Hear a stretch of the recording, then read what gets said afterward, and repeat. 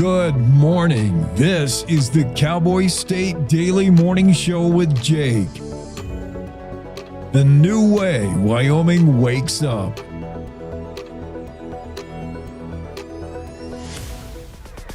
It's time to take a look at what's happening around Wyoming. From the Cowboy State Daily News Center, I'm Mac Watson. Gambling sites Polymarket and Kalshi both favor Steve Freeze to win the Republican nomination for U.S. House and Eric Barlow to win the GOP nomination for governor. Cowboy State Daily's Claire McFarland reports that bettors so far have wagered over $131,000 on these two Wyoming races. These markets, according to pollster Dustin Olson, are not really a crystal ball. They're more a reflection of headlines and chatter and sometimes publicly released polls and sometimes internal polls that people know about. On the other hand, people are at least confident enough that they're willing to put money forward. Dustin Olson, owner of American Pulse Research and Polling, tells Cowboy State Daily that political wagering is, quote, one of the more fascinating things to happen in politics in the last decade. Whirlwind athlete Roman Parra died Sunday, 8 days after being ejected from his vehicle in Colorado. Cowboy State Daily's Colby Fedor reports that his mother says her son's purpose in life was to spread kindness. A 20-year-old Worland man died 8 days after a crash in Weld County, Colorado that claimed the lives of 3 others on impact. Roman Parra was traveling in the car with 4 others when the vehicle got into a rollover collision. All 5 occupants were thrown from the vehicle, according to the Colorado State Police. Investigators are examining whether alcohol played a role in the crash, as there were opened and unopened alcoholic beverages inside the vehicle. The Parra family has established a GoFundMe to help cover Roman's medical and funeral expenses. I'll be back with more news from the Cowboy State Daily News Center right after this. Today's students are tomorrow's leaders. Wyoming Agriculture in the Classroom's Wyo Wonders curriculum connects kids with Wyoming's agriculture and heritage industries. Learn how you can support this mission at wyaitc.org. As spring and summer approach, you may be thinking of adding some trees, installing a fence, or any other excavation project at home or professionally planned. This is Jan Warren, Executive Director for One Call of Wyoming. Keep in mind, it's illegal to dig or excavate without first contacting 811 2 full business days before you begin. This free service allows utilities to mark their service lines, preventing damages and outages, as well as keeping the public safe. So go to onecallofwyoming.com today or dial 811. At Cowboy State Daily, we cover everything Wyoming, like energy, President Trump just signed the cross-border permit for this pipeline, the outdoors, the Yellowstone bear biologist was speaking to the Interagency Grizzly Committee, and the issues you care about. The U.S. Department of Justice confirmed this week that it is investigating antitrust concerns. Covering Wyoming like nobody else can. This is Cowboy State Daily. Cowboy State Daily News continues now. For most of Wyoming, July was the hottest month in recorded history. Cowboy State Daily's Andrew Rossi reports that Whirland's scorching 110 degrees on July 12th was the hottest, while many towns saw as many as 100-degree days in 1 month, as they usually see in several years. The numbers are in. July 2026 was not only the hottest month of the year, it was the hottest month on record for many Wyoming communities. And some of those records go back as far as 1891 in the case of Lander. Several communities had many days where there were 100-degree plus temperatures. For example, in Riverton, I think they had at least 5 100-degree plus days. That's as many as they might have in several years. National Weather Service meteorologist Jason Straub in Riverton tells Cowboy State Daily that 7 communities either set records or tied for the hottest July on record. Senator Eric Barlow says attack ads accusing him of voting to allow sex changes and voting to send money to illegal immigrants are not true. Cowboy State Daily's Claire McFarland reports that Barlow says the bills he voted against were poorly written or rushed and are being twisted against him. These attack ads will go after Senator Barlow for voting against a child sex change ban in 2023 when he actually voted for a different child sex change ban that same year. Same thing with immigration. They'll go after him for voting against an anti-sanctuary cities bill in 2025 when he voted for what he thought was a more careful version of it that same year. The new attack ads say Barlow voted to send money to illegal immigrants. He denies making such a gesture, saying his nay votes on 2 immigration bills were due to the short, rushed compressed nature of the budget planned session that fall on even-numbered years. And that's today's news. Get your free digital subscription to Wyoming's only statewide newspaper by hitting that daily newsletter button at cowboystatedaily.com. I'm Mac Watson for Cowboy State Daily.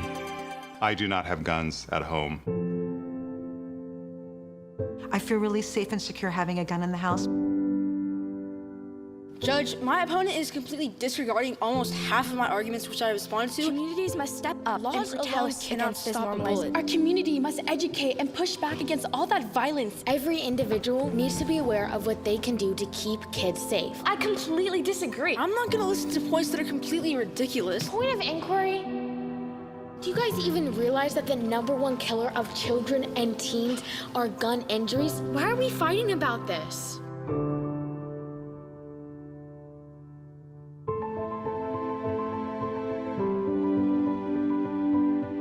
We have a serious problem in this country. There is no adult in this earth that wants children to die. I worry for my kids.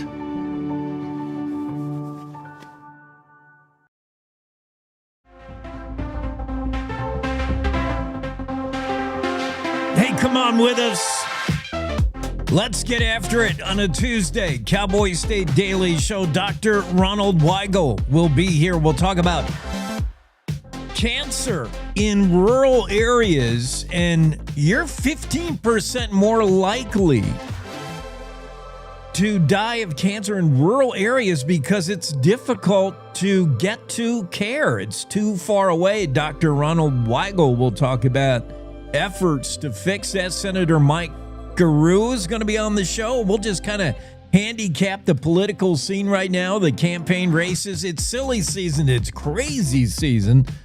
As things heat up here in August, Cici Oliver is going to teach us how to fly fish, how and where. Nancy Vehr will be here. She's Deputy Director of Wyoming DEQ. Why does Microsoft Data Center not have to go through industrial siting? It's old state law. It's kind of a blind spot, regulatory blind spot. Steiner, Ben Pascal are here, and the annual big Presbyterian Church rummage sale is on this weekend. DeRudder, she's got something cooked up this weekend as well in Cody for you authors, for you readers of romance novels, of which I'm sure Jen Coker is first and foremost. Jen, I'm such a romantic. Nuh-uh. Nuh-uh, it's right. Are you? I mean, you would not read. No, they bore the heck out of me. Oh. But I do say I am a absolute sucker for Hallmark Christmas movies. Oh, yeah. And that's universal across the board. I can interview women from all scopes of life, and it's a secret we all share openly. So I guess it's not a secret. It's my secret. Yeah, my wife will tell you that. I go for those too. I like to know my 90 minutes is going to be happy. It's going to end positively. I know. And you can follow the arc. You know, there's going to be a problem right before it's resolved. Yes, but a small and they're just problem. Happy. Yes. And I only like the ones in small towns, and there has to be snow. Yeah. Yeah. And the Christmas Tree Ranch ones, I can't get enough of them. Oh, they're so good. And the world needs more entertainment like Hallmark Absolutely. Christmas movies. Yeah. I know. It's our one corner where things work out. Yeah.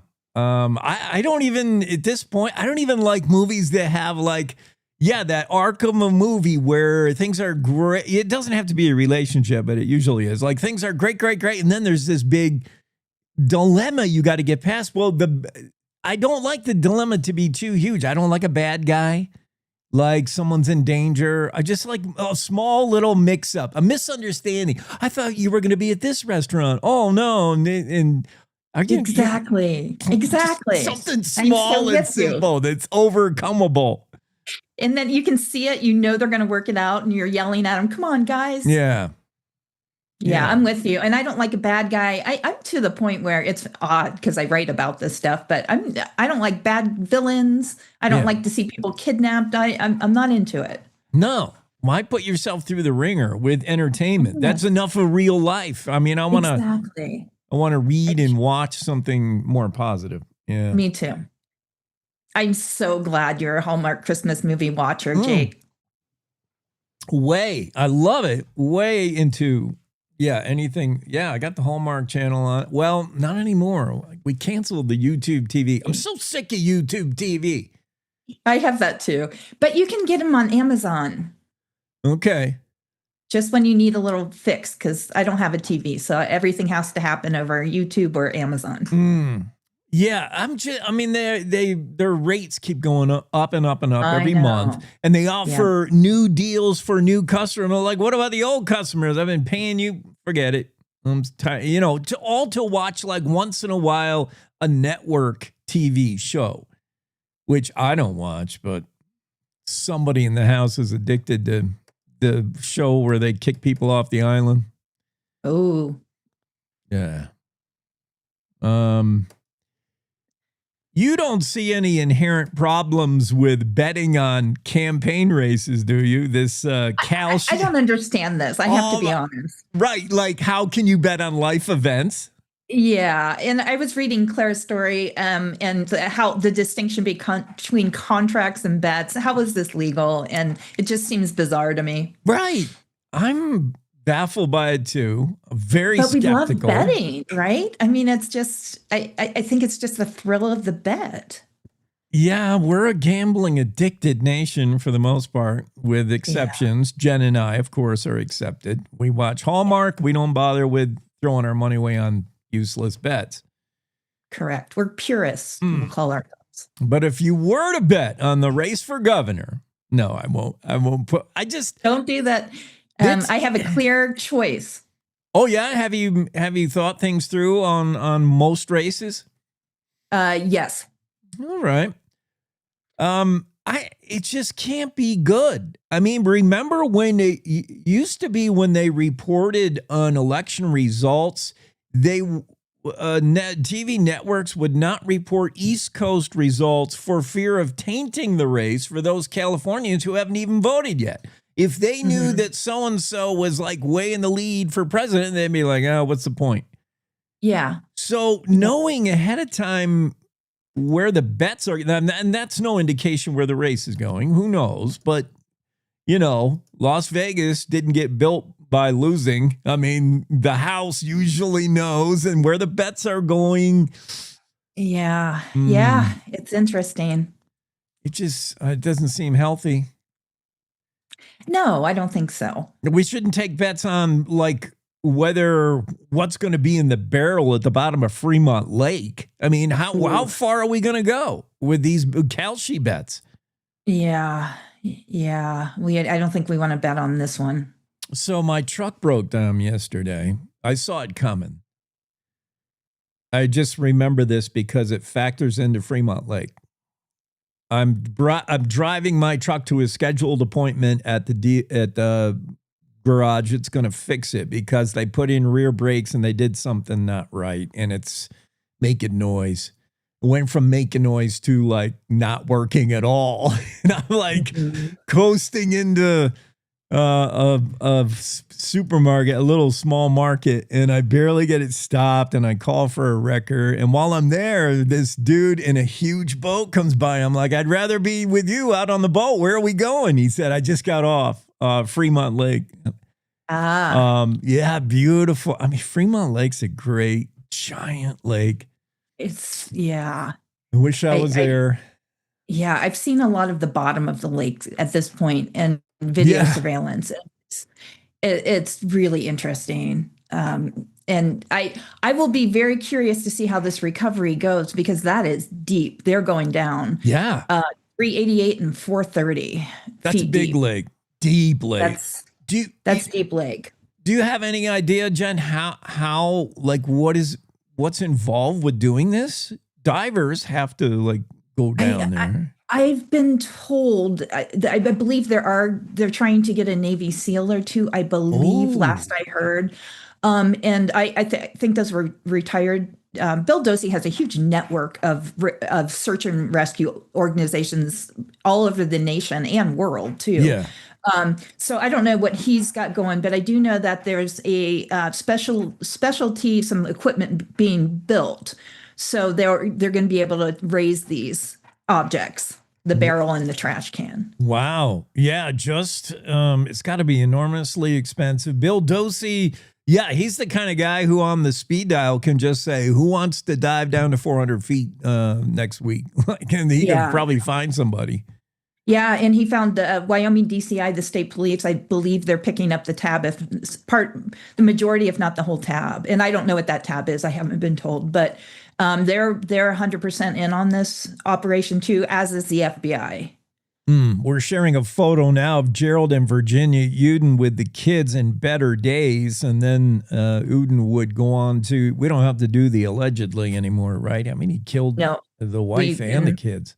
Yes, and I've seen it for myself in a letter, his confession.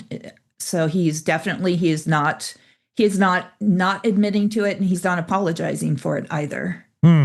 You know, I don't know that we've talked about this at all, Janet. I don't know if you even know, but obviously you've written this story. You've been following this whole thing. What was the Uden like family life? Was there indications like this was, or was this, wow, I would have never thought this of the Udens? You know, do we see trouble coming?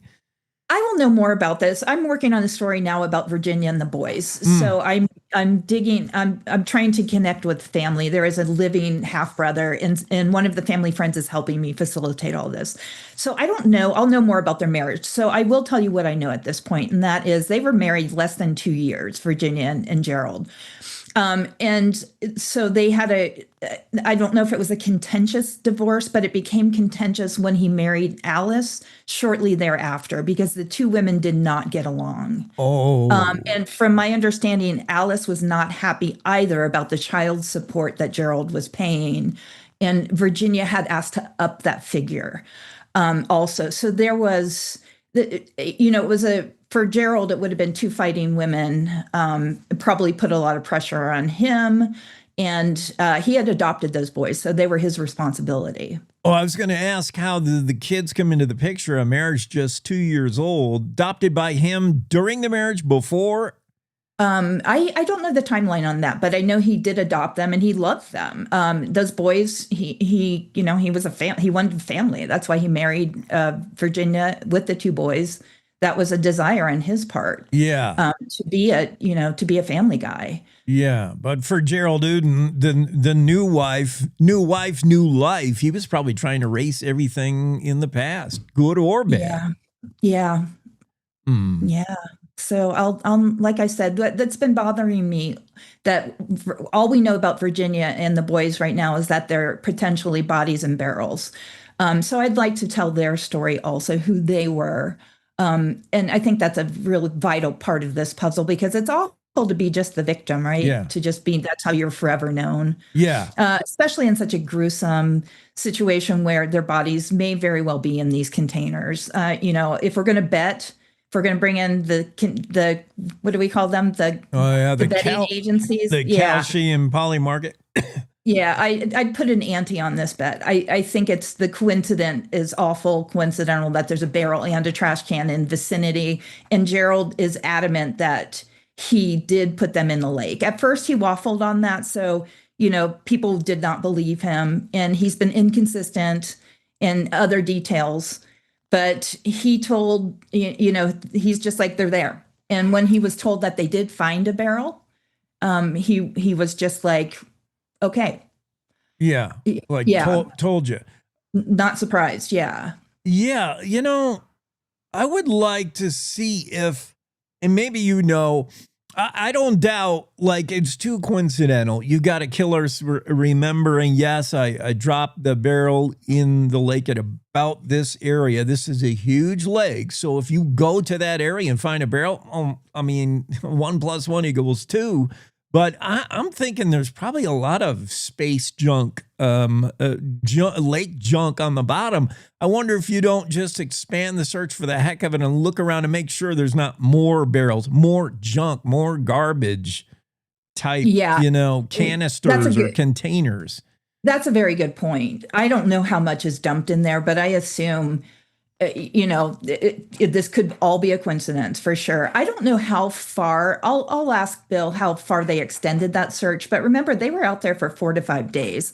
Yeah. So I think they covered it, and they kind of used their own logic. They were looking. They were put themselves in Gerald's shoes and said, which way would we go? Because they have to have light, right, to get back to that dock.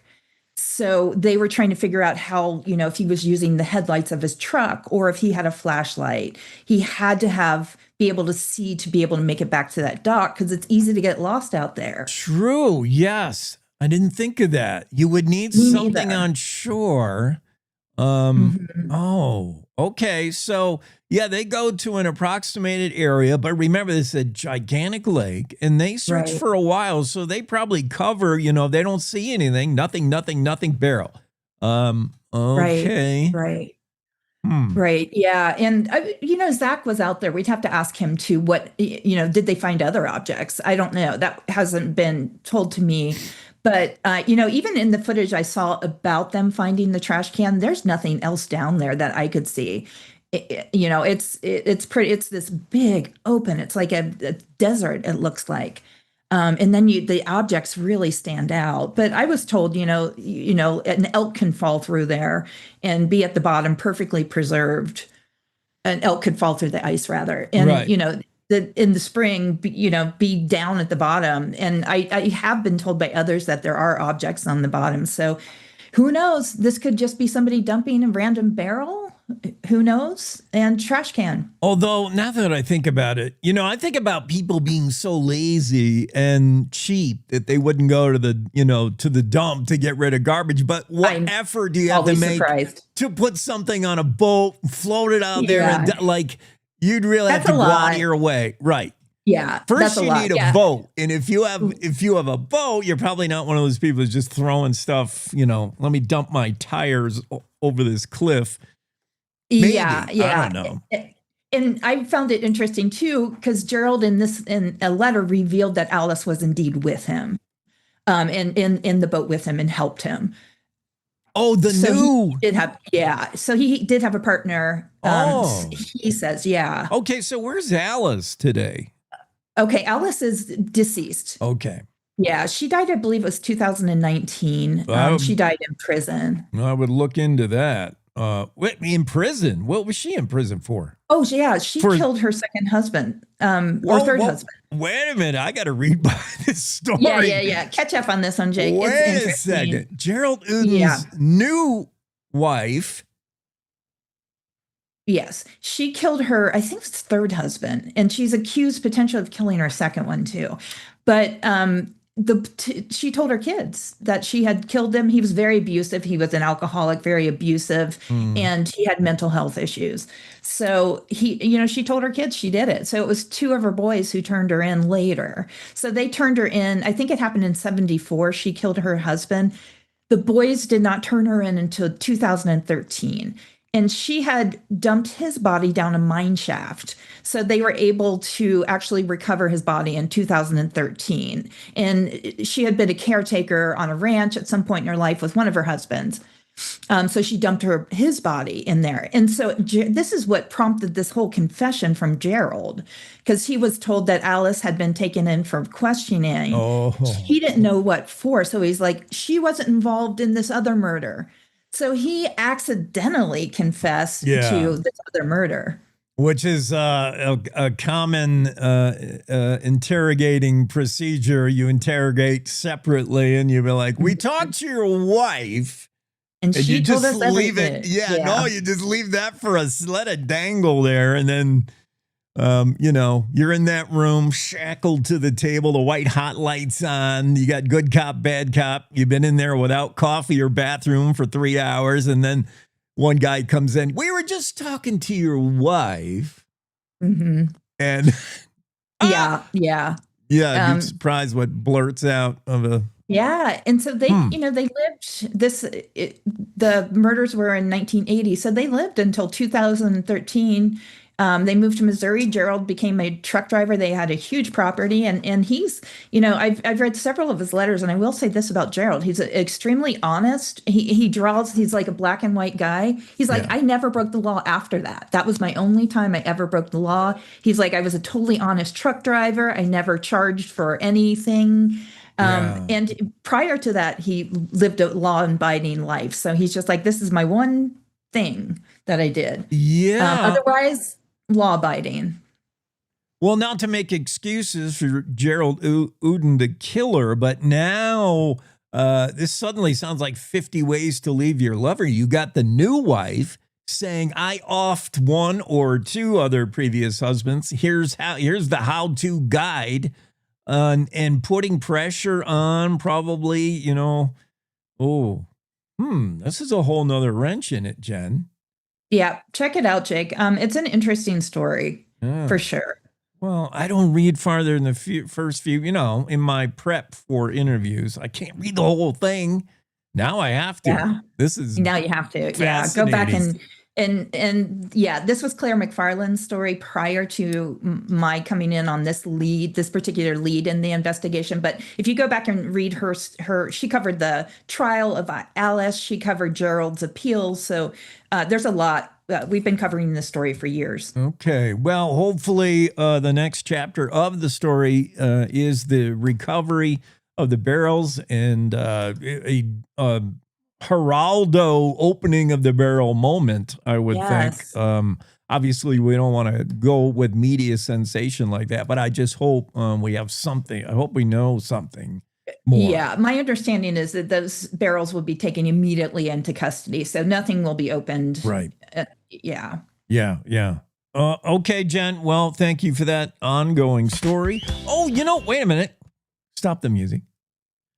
I wanted to ask you about my, the wife was just in Gillette. She tells me she went to a restaurant that we went to when I was there for a rodeo, and I can't remember what it is. What is the go-to, best restaurant? I think it was Ranch and Roost. Is that a place? That's a place. Yeah, absolutely. I've never been there, but that is a place. I've heard it's really good for Southern kind of chicken, that type of thing. It might have been the Coop or Ranch and Roost. The Coop, two different places, but yes, both are very good. The Coop serves only chicken, as the name implies. Oh, okay. So I wonder, I can't remember. I just thought I'd mention that she was in Gillette.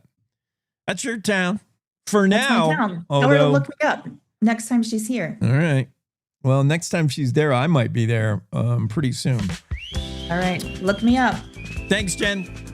Have a good one. You too. Cowboy State Daily Show on Tuesdays. We start with Jen Coker, Just Cause. Let's take a break. We'll be back with more guests, a weather forecast, and all that business. A good life begins with a good company. Powder River Energy Corporation, or Precorp, a consumer-owned electric cooperative in Northeast Wyoming, has careers in accounting, member service, and engineering. Precorp is always striving for A-plus service, great rates, and being a trusted energy partner. Their work environment is driven by knowing your role, living your values, and making your career plan. If you are looking to be part of an industry leader, then look no further. Go to precorp.coop/employment opportunities and apply today. This is the Cowboy State Daily Radio Network. When it comes to making plans, you are the best. Those 9 months were also 273 days of planning. What about your daughter's first costume party? It was out of this world. And let's not forget those barbecues you plan in detail for your family and your more vegetarian by the day best friends. That surprise party for your parents' golden anniversary? You get the golden planning. The same way you plan each detail for those moments, start planning to protect you and your loved ones from a natural disaster. Sign up for local weather and emergency alerts. Prepare an emergency kit and make a family communications plan. Protecting your family is the best plan you can make. Emma, did you hear? Todd's in the hospital. Who's Todd? He got a collapsed lung from vaping. He thought it was cool. Not cool. Promise you won't vape, Emma. It can lead to a lifelong addiction, and we can't be friends if your lungs collapse. Bogus. Wacky sitcom teens aren't the best people to talk to your kid about vaping. Hey, you got a minute? You are. Start the conversation with your child about vaping today. When the uniform comes off, the battle doesn't always end. Too many of our veterans are fighting silent wars with trauma, with loss, with hopelessness. Downrange Warriors stands in that gap, offering peer support, purpose, and a brotherhood that saves lives. You can help. Visit downrangewarriors.org because no warrior should ever walk alone. Hope is waiting. Be the reason they find it.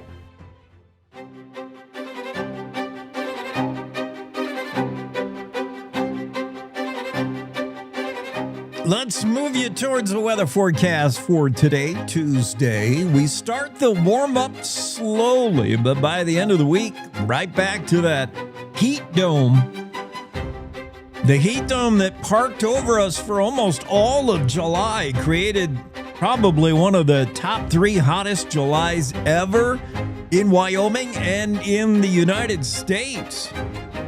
Smoky conditions for nearby wildfires, but those cool temps we saw yesterday in some places will start to warm up, beginning with Casper. Casper at 80 today. That's kind of on the cool side for early August. Areas of smoke in Lander with highs 80. Evanston, patchy smoke, sunny 83. A little bit of smoke in Rock Springs as well, mid-80s. The high, patchy smoke in Pinedale with highs near 77. That's coolish. Afton, 81. Let's just say smoke for everybody, really.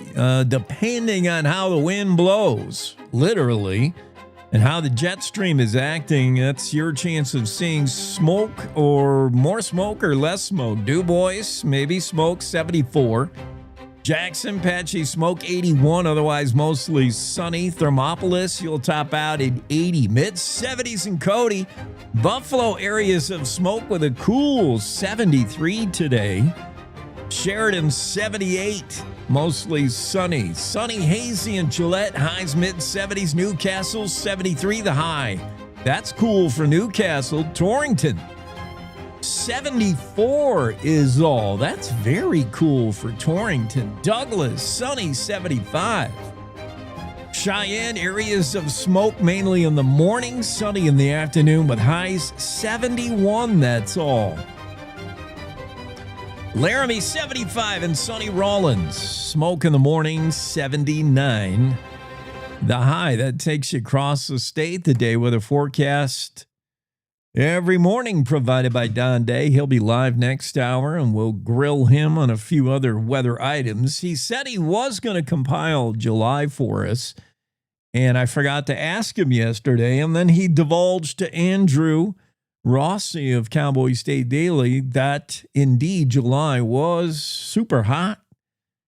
Don thinks probably one of the top 3 all time since we've been keeping records, certainly looks like. And he said it was the persistent heat, not just a day or two here and there. It was like 99, 100, 99, 101, like every day, day after day after day, depending on where you were. It's that persistent, the consistency and intensity of the heat is the exact words that Don Day used to talk about, especially northern and northeastern Wyoming. Saw certainly Buffalo, Big Piney, Casper, Lander, Riverton, Rock Springs, Worland, all set year-to-date records, well into all-time highs for those towns. Jason Straw with the National Weather Service, keeping track of records like that. And he said that in at least 7 communities, they either set or tied records for the hottest July ever. Mostly in northern, north central, northeast Wyoming, just blistering hot. Lander has the oldest climate records in Wyoming. They've been keeping tabs in Lander for a long time. And they usually might have 100-degree day every 6 years or so. That kind of sounds like Jackson. I don't know if Jackson's ever had 100. But I think we did this year. 2 100-degree days in July alone for Lander. 12 times the average going back to 1891. Cheyenne set its own record in July, the longest streak of days where temperatures stayed above 60 degrees, and that includes the overnight. Never got below 60 in 13 days in July. Temperatures did not drop below 60 for 13 days. That's between July 18th and 30th, according to meteorologist Shelby Fuller, National Weather Service. That's a record. Previous record, 8 days in a row above 60. Almost double that up. Yeah, July was super hot, almost everywhere.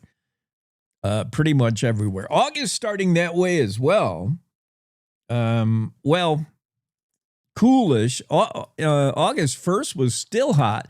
And then August 3rd and today, 3rd and 4th, they've got 2 days here of cool. A very cold Canadian front is the cause of the cool down today. But Don says it's short-lived. Don Day expects the monsoonal moisture to get back into the scene next week. Meanwhile, this week just heats up day after day until the weekend, and it's pretty hot for most of us. Andrew Rossi with the story about July, Wyoming's hottest month on record for the year 2026, on pace to be the warmest year on record. I don't want to get into the is it global warming, because it's so political to say that. Now the correct term is climate change.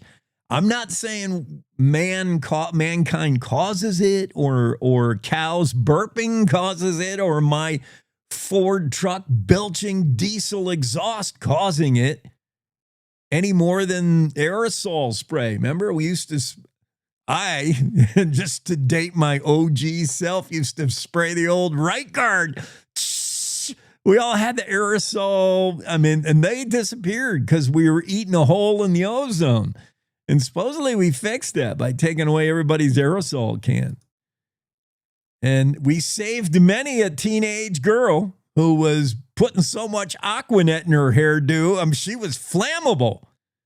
Seriously, you could not attend the smoking party in the 1970s with those beehive hairdos. How do you think they stay up? Aquanet, lots of it.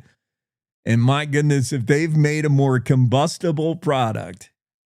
We used to start campfires with that stuff back in the day.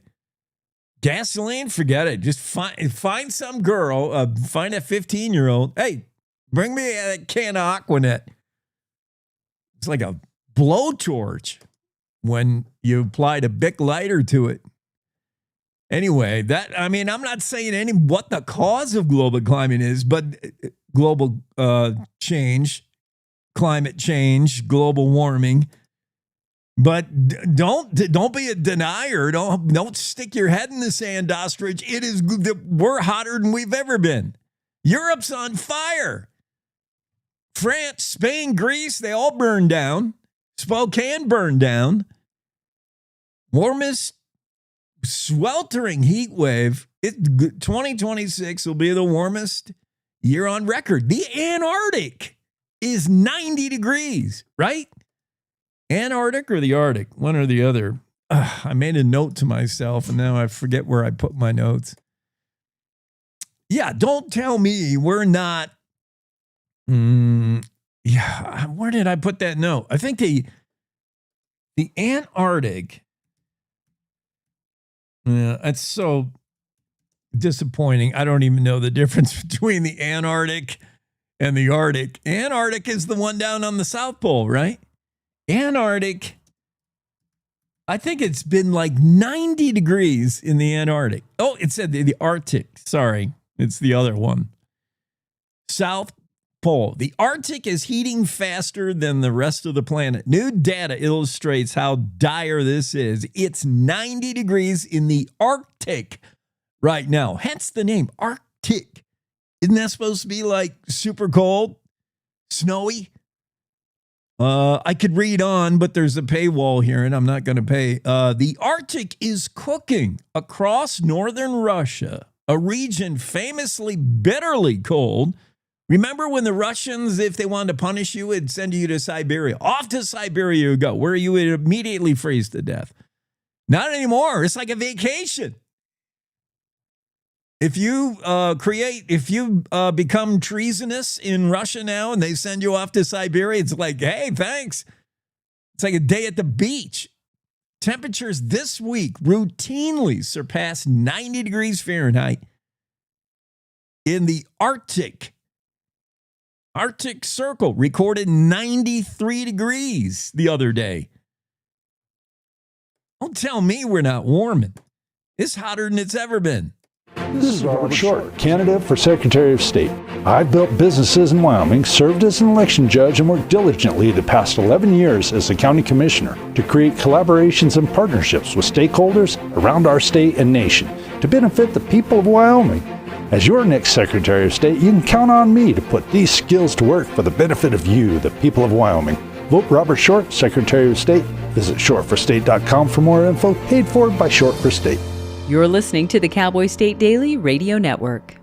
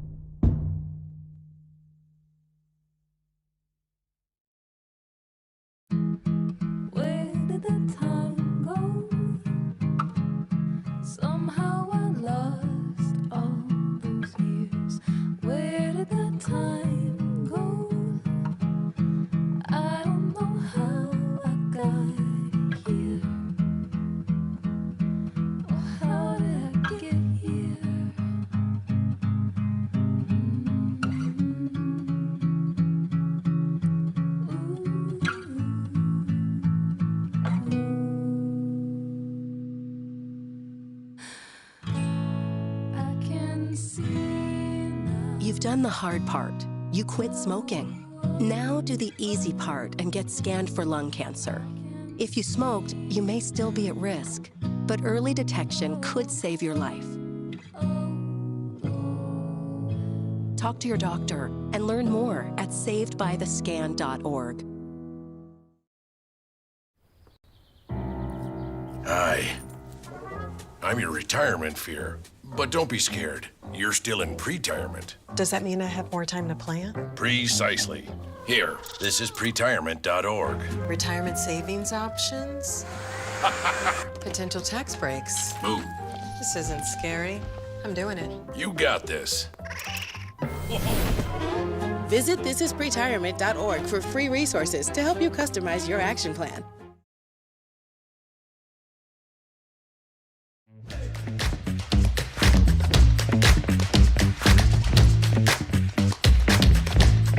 All right, we head back to the Zoom Room Cowboy State Daily Show. On live. And we check in with... We're still a few minutes away. Okay. Why do I hear... Oh, I hear communication between your handlers and you, Dr. Weigel. Okay, Dr. Ronald Weigel's with us. Doctor, you hear us okay? Yeah, I hear you fine. It's great to have you on. We're going to talk about... recent studies, the notion that cancer is far deadlier in rural America. Surgeons have a new plan to close these gaps. Certainly, Wyoming fits the definition rural health care. I mean, that is kind of the nature of things in Wyoming. Dr. Weigel is, well, he's got a lot of letters behind his name, MD, PhD, MBA. And I was encouraged to see that you're going to MIT. I think you were first in your family to go to MIT. You had no safety school. It was MIT or bust. And there you went. And you went to Yale for med. I mean, this guy is well schooled, that's for sure. The only blemish on the bio I see is you spend some time in Colorado to fish and ski. What, Wyoming? We fish and ski. Yeah, it's a great place. We love Wyoming. Thanks for having me on your program. Absolutely. So tell me about what is the American College of Surgeons Commission on Cancer aims to change this nature of with a new rural accreditation category. What does that mean? How can we make things better for people who their access to cancer care may be 2-3 hour drive somewhere? Yeah, you're absolutely right, Jake. It's about 60% of rural counties don't have a general surgeon, and about 2/3 of those counties don't have an oncologist. And so what we're trying to do with the American College of Surgeons Commission on Cancer is provide the resources to take care of cancer patients in their community. And the work that we have done and research has shown that the American College of Surgeons Commission on Cancer really makes a difference. Patients that are treated at accredited facilities are much more likely to receive the care that is recommended, and that translates into better survival. And we recognize that a lot of these patients, don't want to travel. They would much rather get whatever care they can get in their rural community rather than travel those kind of distances. So what we're trying to do is basically move the mountain to Mohammed, bring those accredited centers into those rural communities so that they can get the care that they need, high quality care in their own rural community. I mean, I would imagine accredited care centers, we're talking about the best in technology. There's always cancer breakthroughs. You're getting the best of the best. I mean, that's reason one why I'm, interested in making the trip or having the trip come to me. No, absolutely. That's the point, is that we have what's called the National Cancer Database, where we collect data in addition on all these patients who are being treated. So we can then look at that data and figure out, okay, where do we have to put the resources to really improve cancer care? And that's why that's so important. And all of what we've done and what we've built with the American College of Surgeons Commission on Cancer is based on that evidence and bringing that evidence-based treatment into those rural communities. And a lot of studies, there have been pilot studies that we have done both in Iowa and in Kentucky that have demonstrated that when that hospital becomes accredited, it improves the quality of care and translates into better survival for those patients.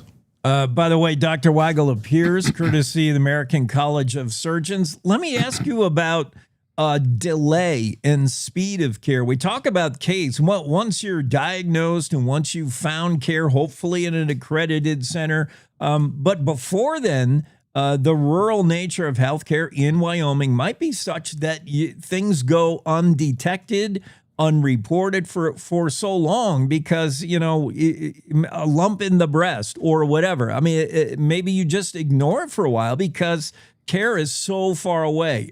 Speed is of the essence, I would assume, in many cancer cases. Yeah, a lot of our quality standards are based on receiving first course of treatment within a short period of time from the time of diagnosis.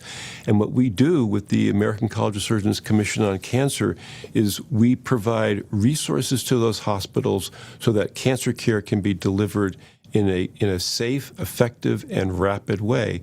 In addition, we have techniques of screening that we bring into those communities and other ways to improve detection.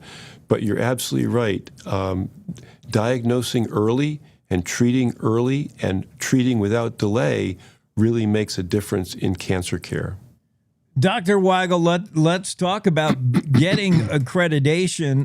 What kind of hospitals? I mean, do you have to be a major medical center? Can a smaller, mid-sized rural hospital receive accreditation? How do they even go about it? Yeah, so absolutely. The program that we have put together are designed for smaller rural hospitals that we recognize don't have the resources of a large academic medical center or something that's a National Cancer Institute approved cancer center. And so this is designed for smaller hospitals, critical access hospitals, smaller hospitals that don't have the resources of those larger places. But there's still things that you can do in those hospitals to improve cancer care. And, talking with providers in those areas, the nurses, the physicians, they really want to provide outstanding care because they're taking care of their neighbors. And what we do with the American College of Surgeons Commission on Cancer is provide them resources so that they can improve the care that they deliver to those patients in their own community. Well, we know from the numbers, cancer death rates about 15% higher in rural communities. That gap continues to widen. We're trying to close the gap here. Are facilities limited by what kind of equipment, how well equipped they are? Because we're talking about, for the most part, providing chemotherapy, radiation. Do they need equipment or do they need know-how? Yeah, well, they need both, and each hospital is different. The resources that they have are different, and what they're able to provide is different. But after receiving Commission on Cancer accreditation, those hospitals are then able to have a structure and a system to appropriately refer patients for the part of the care that they need and be able to provide high-quality care for the part of care that they can provide in their community. But again, you're right, they're all different. And some places maybe have radiation, sometimes they don't. But what we are able to do is provide a framework and a structure so we can get patients referred appropriately, quickly to the closest location to provide the care that they need. We provide tumor boards that can discuss those patients and figure out what the best game plan is for their treatment and then do it in a timely fashion. Is this rolled out? Is this being actualized? I mean, where are we on this, and where do we go to learn more? Well, yes, it is available now. Hospitals can apply to become accredited. It is not immediate. It's about a year-long process. There are site visits involved so that we can come into your hospital and make sure that you have the resources that you need to be accredited. We have a structure in place to teach those individuals how to develop an accredited center. And yes, you can go to facs.org/rural cancer, and there's a lot of information there at the website to see what programs are currently accredited and what other information you need to become accredited if you're a small rural hospital. Dr. Weigel can be found most days at University of Iowa Carver College of Medicine. He is the 2024 recipient of a Lifetime Achievement Award from the Society of University of Surgeons. Got into medicine from watching old Westerns like I did. I watched an old Western. I wanted to be a cowboy. You watched it and you thought the guy who got shot, he didn't have to die. Why didn't he get, how come he didn't seek better care? I love the inquisitive mind. However you got into medicine, we're all the benefit for it. Thank you, Dr. Weigel. Thank you. Thank you so much. You bet. Cowboy State Daily Show continues here on a Tuesday. That's really encouraging news for Wyoming, I think, because, rural medical care, that's us. And the findings that cancer is far deadlier in rural America. Surgeons have a new plan to close these gaps for 1 in 5 Americans who live in rural communities. A cancer diagnosis can mean driving hours to see a specialist, sometimes several times a week. I know families that have had to just up and relocate, live out of a hotel room or rent a place in a different town because cancer care consumed them for weeks or months. Fewer than 6% of U.S. oncologists practice in these rural areas. So The American College of Surgeons is hoping to do something about it. NACS, where you find them online to learn more. If you're a hospital, certainly accreditation will very much help your cause. Find out more on the interwebs. Great to have Dr. Weigel with us this morning. Coming up next hour, Senator Mike Gierau gets on the show. We might talk a little bit about his campaign, but more about everybody else's campaign. That's what I'm interested to know. Senator Gierau is just like the rest of us, looking at the gubernatorial race, the crowded U.S. House race, and just maybe shaking his head. The mailers, the attacks, the shenanigans, we're seeing it. And the polls, what to make of these polls, and we're all betting on it. Apparently, Calshi, who's going to win U.S. House, who's going to win governor? Calshi's taking money on it. Wow. Cici Oliver with a fishing report, weather forecast, and Jackie Dorothy. That's all coming up next hour. Right now, let's find out what's going on in rodeo. I think I'm not ready for the rodeo, though. Hold on. Let me get my rodeo report ready. Sometimes when I prep for the show, the rodeo report is not indeed ready at 4 a.m. But by now it is, so I think we're ready. All right, what's happening now? Will Rasmussen with the Western Ag Network. It's the Rodeo Road Show on the Western Ag Network. Hi, everybody. I'm Will Rasmussen, fresh off a trip from the Montana State Fair. A lot of major rodeos going on around the United States over the weekend. But the biggest one of them all, as far as added money that contestants can win at, is the Dodge City Roundup in the land of Oz in Kansas. We'll check the champions at Dodge City, Kansas, when we come back. Cattle and sheep buyers join Western Video Market August 10th and 11th for their big summer video sale live from Little America in Cheyenne, Wyoming. This year selling 50,000 head of cattle plus 2,000 head of sheep.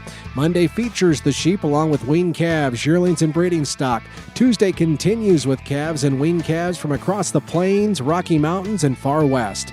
Now for consignments and complete details, visit WVMCattle.com and watch live online or on Dish Network Channel 998.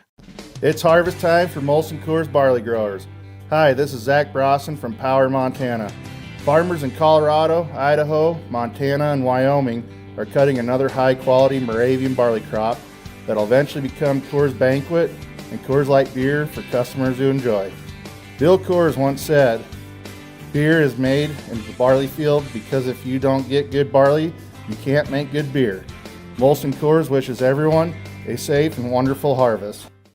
Dodge City, Kansas, the home of the Dodge City Roundup, and world champion from Kansas, Jess Pope from Waverly, Kansas, wins the bareback riding event. Another world champion struts his stuff in the steer wrestling, J.D. Struxness from Minnesota. In the team roping, it's Tyler Tryon and Nikki Northcott. They are the sons of world champions, Clay Tryon and Steve Northcott. The youngsters win the team roping event. Boy, they are having a banner year. In the saddle bronc riding, a three-way tie. Brody Kress from Wyoming, Waitley Sharon, the number one rookie in the Resist All Rookie of the Year race from Colorado, and Dane McPhail from Oklahoma.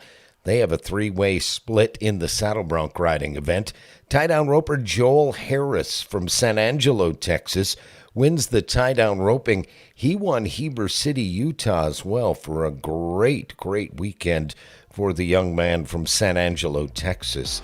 In the barrel racing event, Mackenzie Mays from Scroggins, Texas, rounds the cloverleaf pattern the fastest. Madison Uthier, the young lady from Texas, she wins the breakaway roping. And the Colorado kid, Luke Mackey from Colorado, wins the bull riding event in Dodge City. On the Rodeo Road Show, I'm Will Rasmussen on the Western Ag Network. This is the Cowboy State Daily Morning Show with Jake. Yeah, all of Wyoming, I think, rooting for Brody Kress. How about this kid? I mean, he's fast becoming a legend. in the making. The Saddle Bronc champ, now 2-time. I think he doubled up on Cheyenne Frontier Days. He won it last year, and he won it again this year, right? He's becoming a force to be reckoned with in the rodeo world, and he's all ours, man. Wyoming native, Brody Kress. He doubled down on CFD, and then he went up there to Montana, to the Montana State Rodeo, and dominated that. This guy's just racking up win after win and banking money. Good for him, Brody Kress. I love it. That wraps us up for the first hour here on a Tuesday Cowboy State Daily Show with Jake. Lots more to come. Don't go far. Hopefully you're enjoying us on our YouTube channel, on X Live, Facebook Live, on the homepage, cowboystatedaily.com, on radio stations syndicated around the state. Run it back on demand, archived where you find your favorite podcasts. It's time to take a look at what's happening around Wyoming. From the Cowboy State Daily News Center, I'm Mac Watson. Gambling sites Polymarket and Kalshi both favor Steve Freeze to win the Republican nomination for U.S. House and Eric Barlow to win the GOP nomination for governor. Cowboy State Daily's Claire McFarland reports that bettors so far have wagered over $131,000 on these two Wyoming races. These markets, according to pollster Dustin Olson, are not really a crystal ball. They're more a reflection of headlines and chatter, and sometimes publicly released polls, and sometimes internal polls that people know about. On the other hand, people are at least confident enough that they're willing to put money forward. Dustin Olson, owner of American Pulse Research and Polling, tells Cowboy State Daily that political wagering is, quote, one of the more fascinating things to happen in politics in the last decade.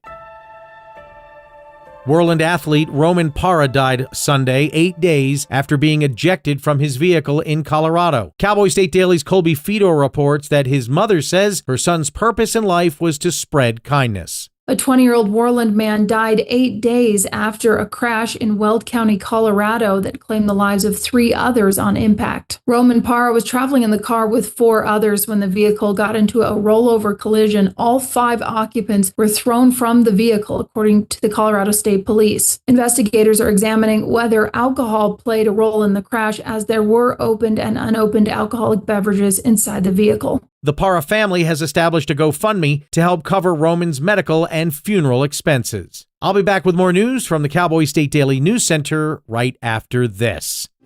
Today's students are tomorrow's leaders. Wyoming Agriculture in the Classroom's Wyo Wonders curriculum connects kids with Wyoming's agriculture and heritage industries. Learn how you can support this mission at wyaitc.org. As spring and summer approach, you may be thinking of adding some trees, installing a fence, or any other excavation project at home or professionally planned. This is Jan Warren, Executive Director for One Call of Wyoming. Keep in mind, it's illegal to dig or excavate without first contacting 811 2 full business days before you begin. This free service allows utilities to mark their service lines, preventing damages and outages, as well as keeping the public safe. So go to onecallofwyoming.com today or dial 811. At Cowboy State Daily, we cover everything Wyoming, like energy. President Trump just signed the cross-border permit for this pipeline. The outdoors. The Yellowstone bear biologist was speaking to the Interagency Grizzly Committee. And the issues you care about. The U.S. Department of Justice confirmed this week that it is investigating antitrust concerns. Covering Wyoming like nobody else can. This is Cowboy State Daily. Cowboy State Daily News continues now. For most of Wyoming, July was the hottest month in recorded history. Cowboy State Daily's Andrew Rossi reports that Worland's scorching 110 degrees on July 12th was the hottest, while many towns saw as many as 100-degree days in 1 month, as they usually see in several years. The numbers are in. July 2026 was not only the hottest month of the year, it was the hottest month on record for many Wyoming communities. And some of those records go back as far as 1891 in the case of Lander. Several communities had many days where there were 100-degree plus temperatures. For example, in Riverton, I think they had at least 5 100-degree plus days. That's as many as they might have in several years. National Weather Service meteorologist Jason Straub in Riverton tells Cowboy State State Daily that 7 communities either set records or tied for the hottest July on record.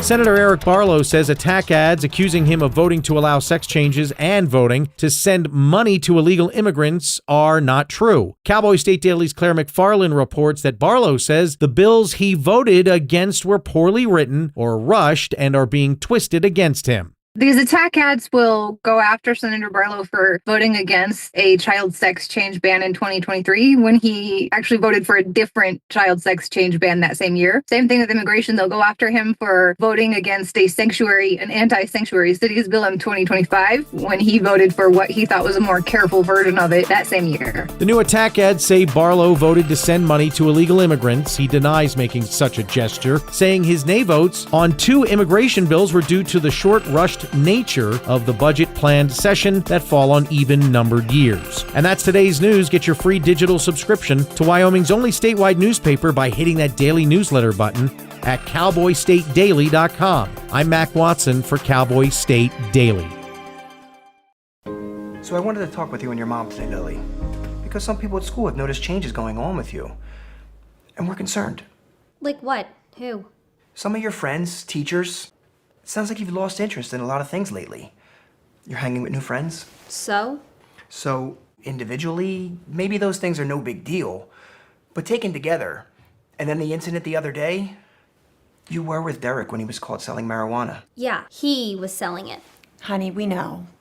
But we care about you and want to know what's going on. That's right. We just want to understand better and see how we might help. And if weed is a part of it, we just want to make sure you understand the negative consequences for someone your age, the physical and mental health effects, the poor decision making, and the confusing legal aspects these days. So what do you say? Can we talk? For more information about talking with your kids about underage use of alcohol and other drugs, visit underagedrinking.samhsa.gov.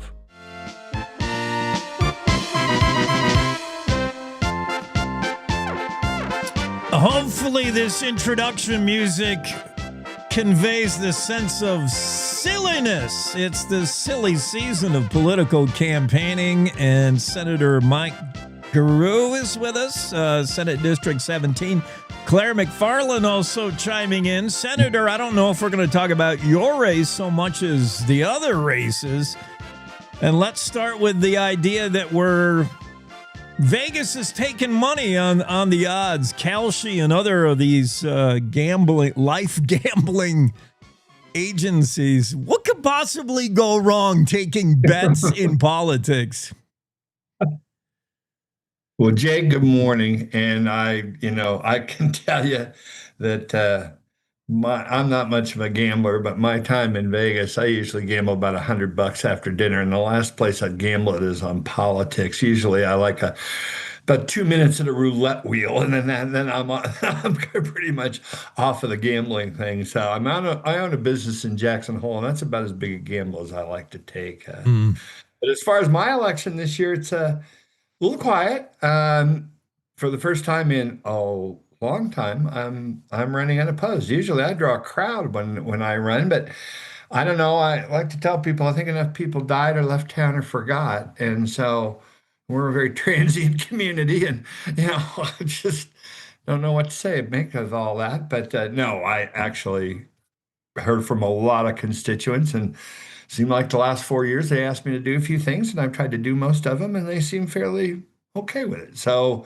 things are kind of in Senate District 17, things are feeling good, although, we'll see what happens. But I appreciate being on today because I want to talk about the races and want to talk about the big tout today. And Claire, I'm glad you're here, and I know that you don't usually get up this early for these. So honored that you are with me at the 7 o'clock. It's that I'm usually running at 7:05. Yes, so. I know you're doing other things, but I appreciate you being here. But no, I think that it's voter turnout is what I'm concerned about. Is I've been hearing from my clerks. Some counties early voting is up. Laramie County, it seems like it's in Cheyenne. People are pretty well motivated. They are voting, and the numbers are up a little bit. My county, Teton County, frankly, they're down. And in a number of other counties, it's down. And I worry about that because this is, I know all politicians say this is the most consequential election that ever came down the pike. This one is, especially for my friends on the Republican side. Why? Why would this one be so consequential?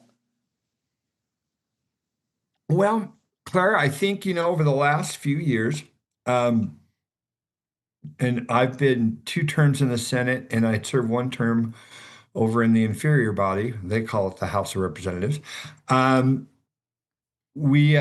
We've seen a growth in a part and a fracture, with our friends in the Republican Party between what I would call the regular conservative Republicans and then the more extreme branch of the party, that's be the Freedom Caucus. And they've gained power and they've gained seats. And 2 years ago, they gained enough seats to take over the House. And they got control of our budgeting process, and they produced a budget and they showed it to the state, and the state didn't like it very much. And over in the Senate, the regular conservative group of folks, and I consider myself about a conservative Democrat as there can be. You do depart from Senator Rothfuss a lot and side with people like the governor. Yes, go on. I do, and I'm proud of that. And I know Chris and I both want the best for Wyoming. We just kind of different ways of looking at it, alike all of us. But no, we noticed that as that budget came through, the Senate wanted no part of it, and so we changed that, and we went back to what the governor's budget, what he called the essentials. We went back to that, and I think we put the state in a good place. And now the folks in Wyoming saw that, and they're the ones that changed it. They're the ones, their phone calls, they're reaching out to us, change that. So now we have an election coming right off that budget. And people were sore, people were mad. And so now we've got candidates that are arguing this argument out between the conservative folks on the Republican side and the extreme on the Republican side. And they seem to be finding it out. And there's candidates on both sides on virtually, every race now. And so we're going to see how this plays out. And there's been a lot of money spent on this race. And I'm wondering, and it'll be interesting to see as this plays out. Some of these races are fascinating to me to find out just how people react to negative mailers, negative advertising. There's a lot on both sides. There's a lot of what we call IE, independent expenditure money. Some call it dark money. That's out there floating around, hundreds and hundreds of thousands of dollars. It'll be in the millions before we're done. And so how that plays in the races, because it's on both sides. For the last few years with the Freedom Caucus folks, they kind of fell into a pattern where they would vote at the last 2 weeks of election. They would flood the mail with tough mailers. I think sometimes a little over the top mailers, and really go negative the last couple of weeks. And that would kind of seem to carry the day. Well, this year we've seen it kind of came out of the chutes hard. And they've been throwing there's been a lot of negative mailers going around both sides for a while. And well, that gives me time to fact check. Well, I think it does, yes. Well, I did. I don't know if it was a fact check so much as it gave Senator Case and Representative Larson a chance to respond to their wolf in sheep's clothing mailers that Make Liberty Win dispatched about them. And I gave Speaker Nyman a chance to respond to Americans for Prosperity's complaints about him. I don't know that either of those was an outright fact check, though. I'm not seeing what I'm seeing like in 2024 with the voted to keep Trump off the ballot mailers that landed everyone in court. Yeah, I think there's still 2 weeks to go.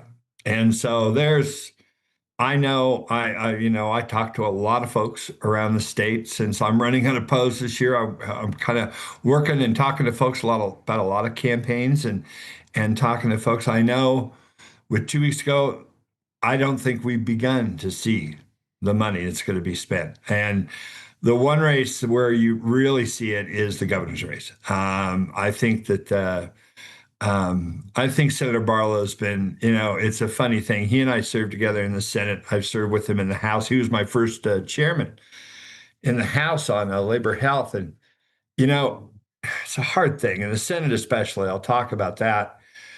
When we do a bill, in my view, if we do it right, and what I think good senators tried to do is, and I learned this from one of the best senators that I ever served with, who always said, always get a bill, try to make it better. Even if you don't agree with it, try to make it something you could vote for through amendments, through arguments, as you go through the readings of a bill. And if you can't get there by the third reading, then vote no. Or then you come back the next year and you start at that point and try to make it better. Well, that's what good senators do. And Eric Barlow is one of the best. And he always tries to do that. He's always trying to work every bill to make it better. And sometimes he can get there to vote for it. And sometimes he stands up and says, try my best, but I can't get there. Well, the bills that he's getting hammered about are bills that actually he may have tried to make better, that were written poorly or not what he thought even the authors wanted, but he couldn't get there. So then the next year come back and we pass it. And all the bills we're talking about, Eric Barlow, I'm not even going to repeat it. Some of the things they're accusing him of are laughable at best. The good senator and I disagree on a number of issues, and I always enjoy sparring with him because, once again, I know we're both out for the best for Wyoming. And like I say, there's none better than Eric Barlow. But I can tell you, it's one of those things. You try to do your job and be a good senator and try to look at these bills and not just say, oh, I don't like that, throw it over your shoulder. He doesn't do that. I don't do that. Chris Rothfuss does. There, I can name 20 names across the board that don't do that, that really work this stuff. And then you run 2 years later and people parse out a vote on an amendment or one vote in one reading and say, well, there you go. And that's not the way it works. It's not the way it is. And what's most important, the people who are doing this know it. And that's what gripes me. It's not a Wyoming thing for me. It's not. And when out-of-staters do it, out-of-state dark mailing companies do it, that's the Washington way. I get it. That's it. That happens. But in this race, in that governor's race, I've seen some names on some PACs that are local people that know better. And I know they want their candidate to win, but there's a lot of great candidates out there that we can talk positively about. And I think that's where we should try to, work our efforts. I mean, with Senator Barlow, it's kind of a mix. Like like on introduction during budget sessions, he did throw a couple bills over his shoulder. Like, we don't have time for this crap, you guys. And then the two that I thought were interesting, and I pointed out for the public, is in 2023, he voted no on one child sex change ban and yes on another. And the commercials attack him for the no. And then in 2025, he voted no on one sanctuary cities ban and yes on another. And again, the flyers attack him for the no. And I'm just sitting here like, it's politics, I guess. But yeah, no, there were times where he was like, he did throw introduction bills, budget sessions over his shoulder. He says that that's because of short notice, bad wording, tight budget session, those kinds of worries. I'm not in his head, but I did allow him to defend himself on those.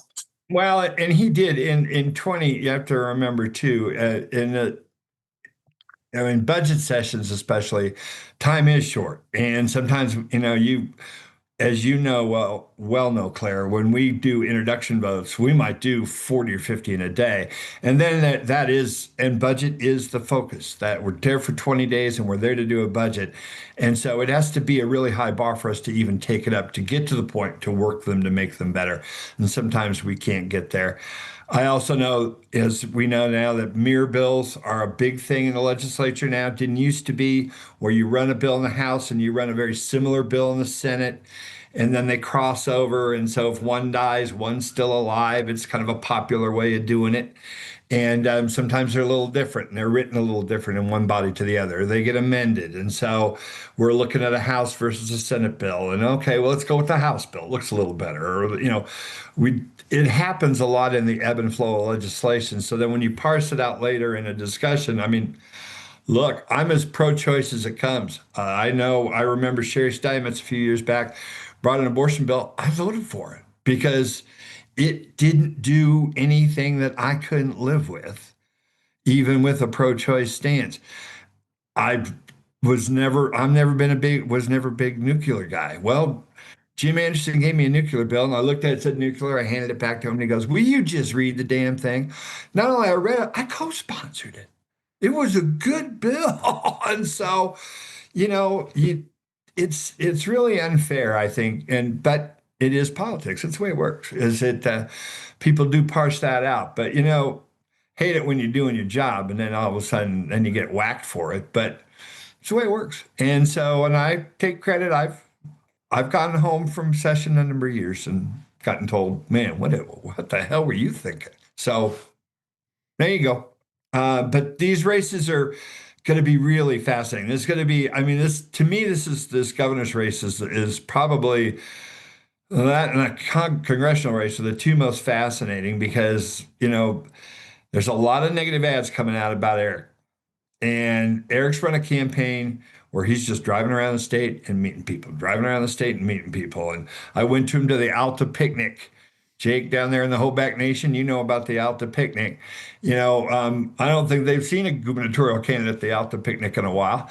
And but it was fun to go over with him. That's part of my district. I always enjoy going over there, and it's just a fun afternoon. And that's what the senator's been doing, going around the state and talking and meeting folks, listening to their issues. Well, now we're in the last stages. Looks like he's got a little bit of a lead. Well, now the big dump is coming on the guy, and it's the way I hear it, they're going to spend over $1 million on negative ads in the next 2 weeks. Really? Where are you hearing that? I just hear these things around. I have my $1 million in 2 weeks. $1 million in 2 weeks. I had a friend call me up the other night and said he watched a Dodger White Sox game, and every half inning there was a negative Eric Barlow ad. Really? Well, serves you right for watching the Dodgers, but I mean that was but that's a 9-inning ball game. Every half inning, that's about 18 negative ads in 1 2-hour baseball game. So we're buying up a lot of the 6, 10, 11 o'clock news. Those were bought up months ago on the local stations, and so with all the streaming services and everything else, there's a lot of avenues to spend money on advertising, and it looks like some folks are thus spending. And are you seeing any negative ads I don't watch TV, so you got to help me. Are you seeing negative ads in the House race? I have not seen it, but I've heard that there are some out there. I was in a meeting last night with folks about a local issue here about Teton Pass. And so I was not watching TV, but I hear there's some negative ads out about Steve Freeze. I heard they're coming after him now. So that must mean he's climbing in the polls, which is how that works. People do their internal polling. They see numbers up. You can tell who's winning by the amount of negative ads going against them is a good rule of thumb. And so Steve must be doing something because the negative ads are coming. So, and I don't comment on that one. It's just such a interesting. It's a typical Wyoming race. I heard someone say, "Gosh, Republicans should get some of their party elders and talk to folks about getting out of these races because I tell you, too many people running." Well, they don't know much about Wyoming politics because I can tell you that happens every time. That's the only way Democrats get elected governor in this state is because we have these massive primaries where the Republicans can't coalesce around whoever won after a bloodbath primary. Yep. And then a good conservative Democrat like a Dave Friedenthal or a Mike Sullivan win. And that's usually been the case is they just were so mad after the primary, they just couldn't get together on who to vote for or who the last person standing coming out of the race. So it happens. And everything's so shifty too. Like Governor Freudenthal to me is more conservative than some Republicans that I know of. You think? And I see a lot of things Trump does, and I'm like, that was a Clinton move. And I feel like I'm in one of those rooms with the funny mirrors because I don't ever know where we're at. It does. It's like a world upside down. I mean, catch this. I mean, think about it for a second. You got Chuck Gray running for Congress, and he's on the air ad nauseum saying, "You elect me, I'm going to stop data centers and wind farms." He's going to stop it from Congress. He's going to go to Washington and stop it. I kind of thought people in Wyoming didn't like top-down Washington edicts ordering what I can do with my land. And my question for Chuck on that is, what's next? Don't like data centers. Don't like wind farms. Check. A lot of people don't. That's why he's saying it, because he's told it, and a lot of people don't like him. So he's going to say that now. But, I kind of thought we liked property rights around here. And so what does he want next not to have? What's he going to tell me I can't? Jake, what's he going to tell you can't have in your new house in Buffalo? What you can't have, can't have that kind of fence or that kind of fence because somebody doesn't like it? What's it going to be? I kind of thought that was a local issue, but Chuck's taking it to Washington. And I guess we should all be thankful that he's going to stop that right away. But like I say, I'm maybe not so keen on the fact that Chuck's going to decide what I can do in my property. He seems to head that way a lot lately. Can't tell me when I can register, can't tell me what I can register for and when I can register for it and when I can vote. And I voted yesterday and I had my ID and my proof of residence and, I carried my passport and, my birth certificate just in case there was new laws passed that I missed. So when I think about Republicans, I think about conservatives, I think about like Justice Scalia was so conservative about stuff that there were times he was willing to stay his hand, right? And people today would probably call him a groomer or something. For certain times he was like, oh, that's not the role of government. I'm going to stay my hand. So in your worldview, from where you sit in your blue Jackson self, who is the iconic Republican in Wyoming today? Who's your definition? Don't name anyone who's actually running. That's my caveat. I think don't name anyone that's actually running now. Yeah. Give us an iconic Republican template. I'll tell you, it's okay. So in my time running, is I'd give you a couple. One maybe shaded a little more to the right, and one maybe shaded a little more less right, and that'd be Eli Bebout and Drew Perkins. Eli, he ran for governor. I mean, that was a race. The Freudenthal Bebout race was the only race that I remember both candidates the night before the election were absolutely convinced they were going to win. Absolutely convinced. That was a tight one. And both great candidates. I always often wonder what would have happened if Eli would have won that race.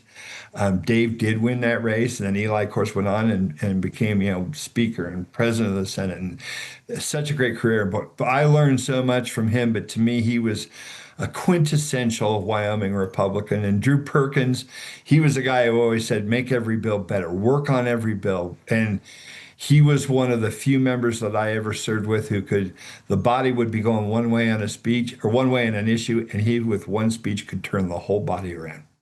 And it was amazing to watch. Absolutely, just a guy with that much respect from the body. And he earned it every day. He was president of the Senate, and now he's chief of staff for Governor Gordon. And I think he's helped the governor be a better governor. So those would be two. We are up against our time barrier. We already had to tell Don Day to take the day off. Thank you both. Well, I appreciate it, guys. And just want to make sure, let everybody know, we got to get out and vote. That's the big thing. This week, make a point of it. The weather's cooled down a little bit. You got a little time. I'm going to be driving to Newcastle today and then Cheyenne tomorrow.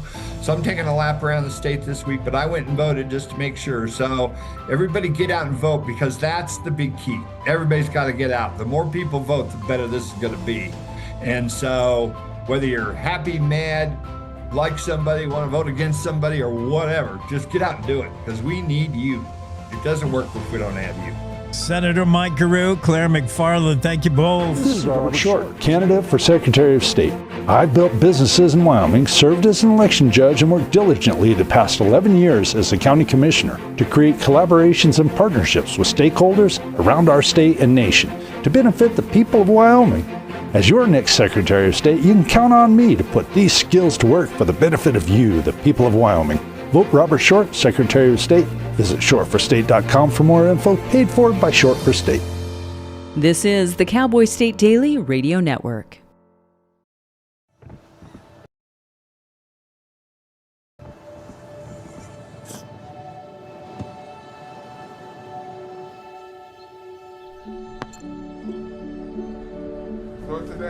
I don't remember how it started.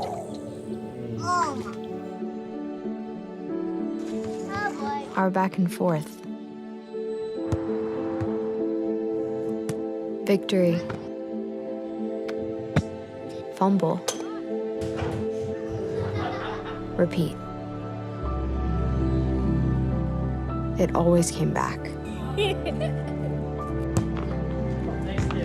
Dad! Okay, here we go, throw it! Yeah. You probably don't remember what you told me. That was perfect. But I heard every word. Nice.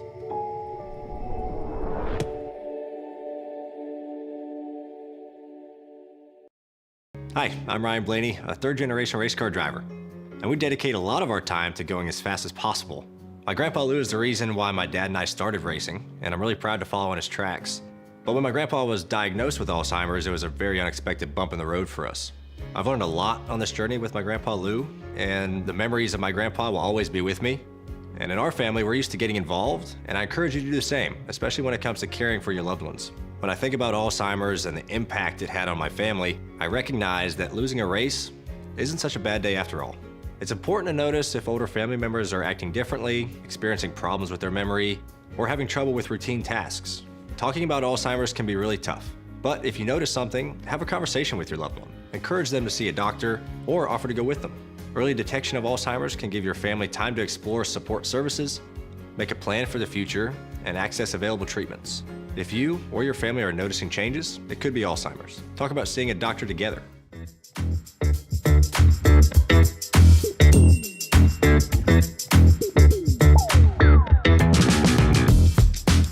Okay, it's time for the Ugly Bug Fly Fishing Shop Fly Fishing Report.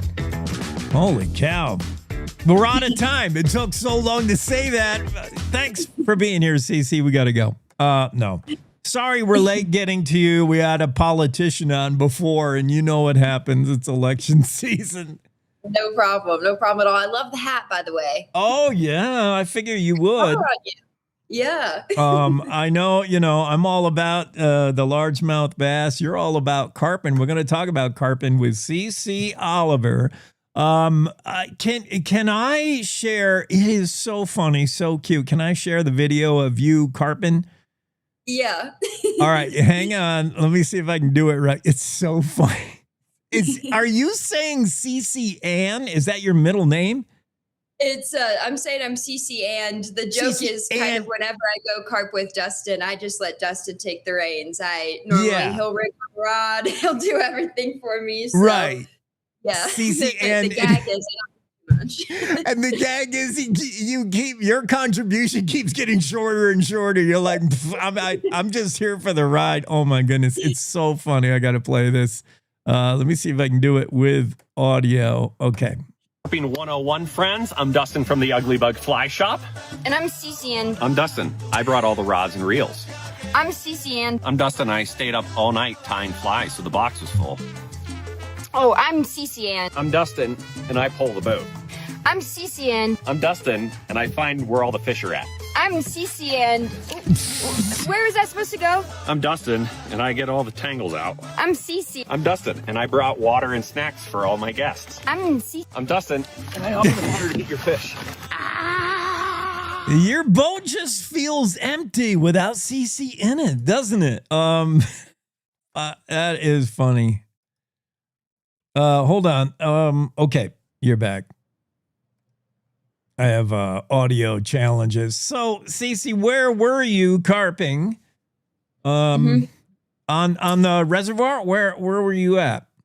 Yep. So we were out on Pathfinder that day. Yeah. There are some carping opportunities on Alcova as well as Glendo, but I would say Pathfinder is kind of my favorite. Pathfinder is definitely our specialty as a shop. That's where everyone likes to go carp. We all definitely do it. We have the two guides who run the actual flats boats to fish for them, like redfish. We call it poor man's bonefish in our regard when we go fish for him. Yeah. But a bunch of our staff just goes in walk and waits for carp as well. I mean, definitely with the year we are having, we have a very low reservoir. Pathfinder is almost historically low this year. To that end, it's very weird. I believe Dustin used the term geographical amnesia. It's very strange when you're out there.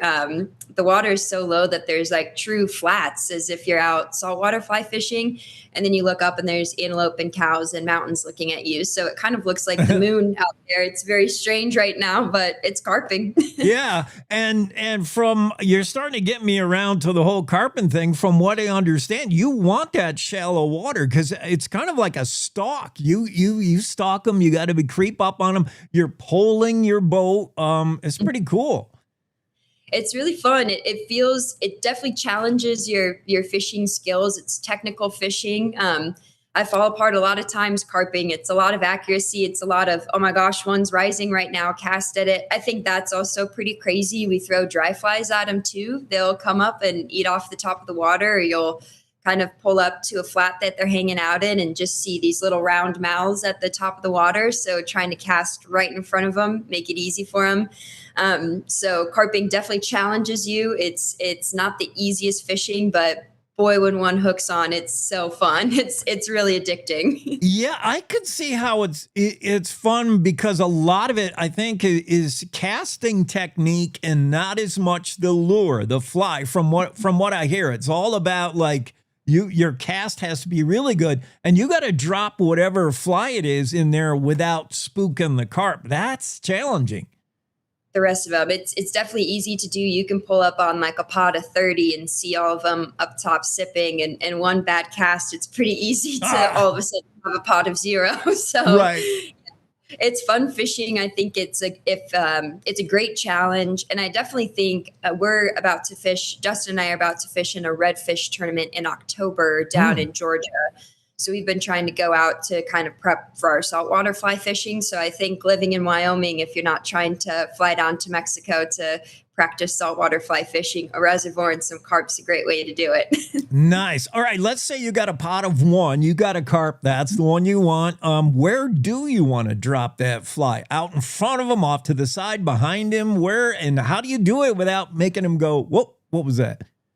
Yeah, great question. So, like I said, you can dry fly fish for them, or you can kind of nymph still water streamer for them as well. So, kind of the main things about carp, you either want to catch them when they're up top feeding or down below tailing. So you either want to see mouths or backs when you're carping.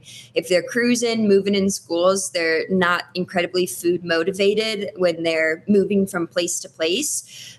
So kind of leave those moving carp alone. If you're dry fly fishing, my accuracy isn't always the best. So I try to cast a little bit farther than them if I can, and then strip the fly back in. And dry flies, you want to put them right on top of their mouth.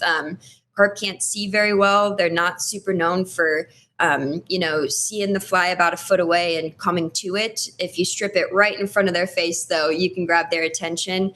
And then on the streamer fishing, kind of nymphing, we throw a lot of crawfish patterns, a lot of leeches at them. And to that end, if they're tailing, you kind of want to go 2 feet beyond them and 2 feet in front of them. So 2 feet farther and then 2 feet ahead of them. And ideally kind of ticking and stripping those leeches or crawdads, making them look like they're kind of skirting across the bottom there, you just want to drag that right in front of their face. So it's definitely practice. Best way to practice for carping is to cast at hula hoops or try to get good at your accuracy casting, because it's definitely the best way to do it. They're not going to accidentally happen upon it. You kind of got to feed it to them a little bit. One of my websites I go to learn about carping, now that you got me all about trying to get carp, is you're supposed to target happy carp. What's a happy carp? How do you tell what his attitude is? Feeding, tailing, backs above the water. It's difficult kind of to get out of the mindset of wanting to cast at them when they're cruising. So I think a happy carp is any carp that's cool in its little environment, hanging out, good to sit there for a second. That's a happy carp. You'll see, it's tempting. You'll see the schools of like 20 kind of going across the bank, and they're typically not feeding when they're running like that. So yeah. It's definitely a little bit of a change in mindset, a change in how to fish for them. But once again, once they're on, it feels like you have a shark on there. You can't even believe believe it. Flats boat across the reservoir if you're not careful. Right. They're big. They're heavy. They could probably tug you a little bit if you don't have somebody else in the boat pull down and anchor you in a place. But okay, I get it. You're looking for carp that looks like he's got nowhere to be, really. The ones that are heading somewhere. They're not, yeah. Let them, if they're in traffic, try not to step out in front of them, I guess. But yeah. It's definitely fun doing it off the flats boats too, because your guide, typically Dustin, he's on top of his platform, so he has a bird's eye view. So even if you can't see the carp from where you're standing at the front of the boat, Dustin can see it above you. So we use the clock as our point to get us dialed. So dead ahead is going to be noon, and then so on and so forth. And so Dustin will say like 3 o'clock, 30 feet. We typically fish a 9-foot rod. So if you can get it to 3 o'clock and imagine about 3 of your rods, that's about how far you need to cast. So it's definitely a lead thing, which is also kind of fun. A lot of times you do get to see carp eat, which I think is really, really fun, especially when we're used to the nymphing on the river here. All of a sudden your indicator goes down and you have a fish on there. It's a fun change in pace to get to watch the carp eat, but it's also really cool when Dustin can see it from the platform and you can't see it from the front of the boat. It's fun once you get hooked in. It jolts you back a little bit. Yeah, that's pretty neat. You can see the necessity for tandem. You got a polar spotter who's got a higher vantage point. And then, yeah, maybe it'd be fun to see the attack, the carps swallow up your crawfish. But yeah, sometimes you don't know until you're pulled out of the boat. Interesting. Okay, Yeah, Cici, no problem. What's fishing? A lot of waters are just getting too warm. From what I see, if the internet's to be believed, the gray reef, the mile, and the bighorn are all doing, okay. You're in the lower 60s as far as temp. That's good news. So how's everything fishing? We're definitely lucky, once again, to be a tailwater fishery, to have a dam. We don't necessarily have to worry about our rivers running dry. As of the last week, the Game and Fish did put a hoot owl or close a section of fishing Lusby downstream. So the kind of main boat ramp of the Gray Reef is the Gray Reef Dam, the Gray Reef boat ramp right there. So Reef to Lusby remains open, but Lusby below, it's technically voluntary, but we're all pretty good rule followers around here. If there's a closure, we don't mess with that. So we take it as if it's involuntary. There's a closure below Lusby. So still fishing above, predominantly running half days nowadays. Just want to make sure, part of angling is the stewardship of fishing as well. So we're really not running any full days right now, keeping it in the coolest hours of the morning. 6:30 a.m. to 10:30 a.m. is kind of our fishing window. Outside of that, though, once again, we have our warm water hatches coming off. We're down at 800 CFS, which is lower than we were last time we spoke. So a lot of yellow sallies coming off right now. That's kind of our big warm water protein. Still seeing some caddis and PMDs. up at the mile, we're running some trips up there as well. The mile is still at 1,000 CFS, and the mile is a much shorter stretch from dam to fishing locations. So we're seeing good temperatures up that way. So we're still very lucky, our side of the state, to have water. I think we're grateful for that. It's just making sure that we're using that water correctly. But yellow sallies, caddis, PMDs coming off on all stretches. We're not touching Fremont Canyon too much right now. It's running at 75 CFS, which with the high heat, even the air temperatures, that'll warm up pretty quickly. But as I'm sure you're experiencing as well, it is pretty smoky on our side of the state. So we have a little bit of maybe false cloud coverage that has actually kept us pretty cool for the last 2 days. So definitely not a good thing to see. You don't like to see fire season whatsoever, but it has kept us cooled down a little bit. It's even a little difficult to see Casper Mountain this morning. It is so smoky outside. Yeah, but it keeps that sun off the water. That's a good point. One advantage, I guess, of smoke. Yeah. One last thing, Cici, you touched on it. I thought about this too when I think about such a fly fishing industry that it's become, and an economy driver here in Jackson Hole. I know. I'm thinking when Game and Fish or any kind of authorities say, "Well, it's a voluntary, you really shouldn't." I wonder, what's the temptation? Are you good stewards? Do anglers, do fly fishing shops like Ugly Bug say, "Look, this is our business, man, and it isn't here next year if we don't do it right"? Or, are you like, I don't care, as long as it's voluntary, I got a trip booked next month and we're going to take it. I mean, what does your shop do? What do most anglers do? We definitely try to be forward thinking on it. First and foremost, I think we are in the business of not killing fish. We definitely need them there next year to keep it going.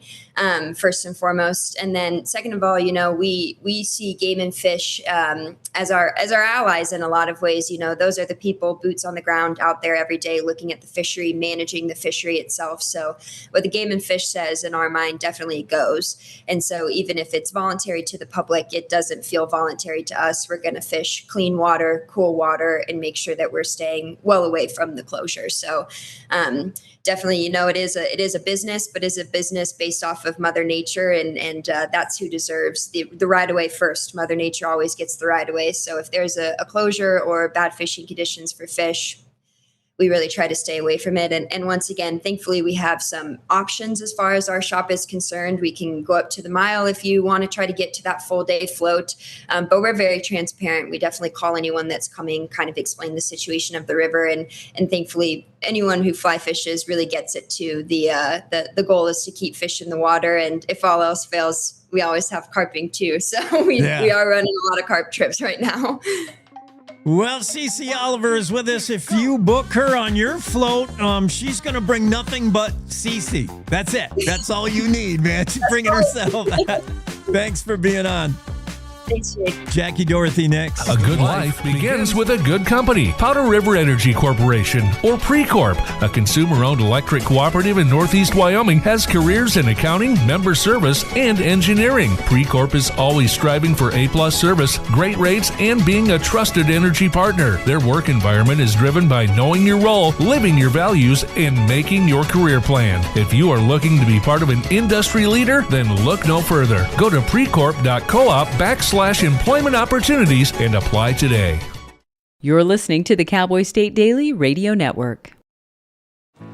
You know you don't have to wear your PT gear anymore, right? It's comfortable. So how's civilian life treating you? It's fine.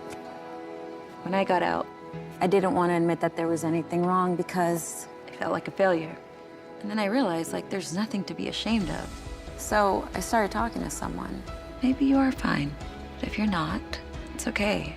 Thank you. If you or a veteran you know needs support, don't wait. Reach out.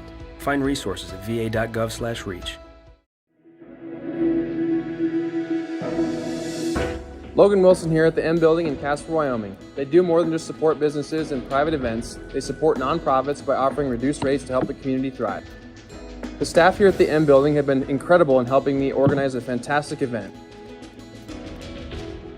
They are great partners for those who want to make a positive impact on the community. Come check out the M for your next event.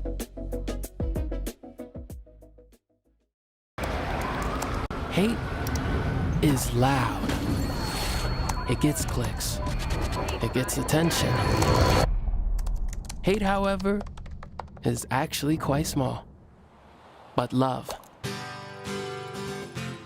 is the majority, filling up something far more important than any feed.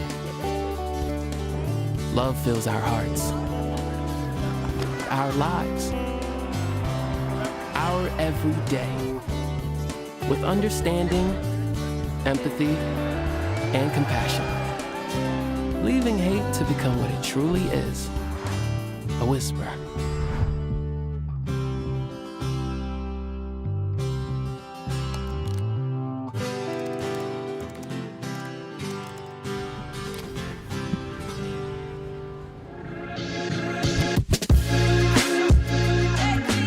All right, we're getting to Jackie Dorothy up there in Thermopolis, Cowboy State Daily. Jackie, always before we chat with you, we're talking with Cici Oliver about the fly fishing report. And how's the bighorn fishing? That's just barely south of you, and it runs right through Thermopolis, right? Yes. Actually, I heard the Game and Fish has put out a request to people not to fish after 2 o'clock. Because it's been so hot, and you see it, and then it's so funny because I see people out there fishing, and I cringe because I know that they're doing the catch and the release, and I'm like, oh, those poor fish. It's so hot. It's very hot. At 4 or 5 in the morning, you see people on the river. Oh, they are devoted. That is for sure. Well, it's a great river to fish, definitely. I mean, it is. Oh man, so scenic, so beautiful, but it is warm. Yeah, and if you're fishing after 2, some people will be wagging a finger at you. It's not good for the trout. The water's so warm. No, but you know what's amazing about especially with the out of the Wind River Canyon and coming through Thermopolis, you'll see the parking lot packed at the Wedding of the Waters. That's where the Wind River changes into the Bighorn. And you'll get on the river, and within a few boat lengths, you'll feel like you're almost the only ones there. It's just, I don't know what it is about it. It's just so big that you disappear quickly into it. So cool. Yeah, you know, we don't, you must have done a story about what is the Wedding of the Waters? Why is this river? I don't know any other river in America where has 2 names. It's the same river, but actually in the world. We'll have to look in the archives. I've studied it. When I was a tourism director, I went deep into it, and it was fascinating.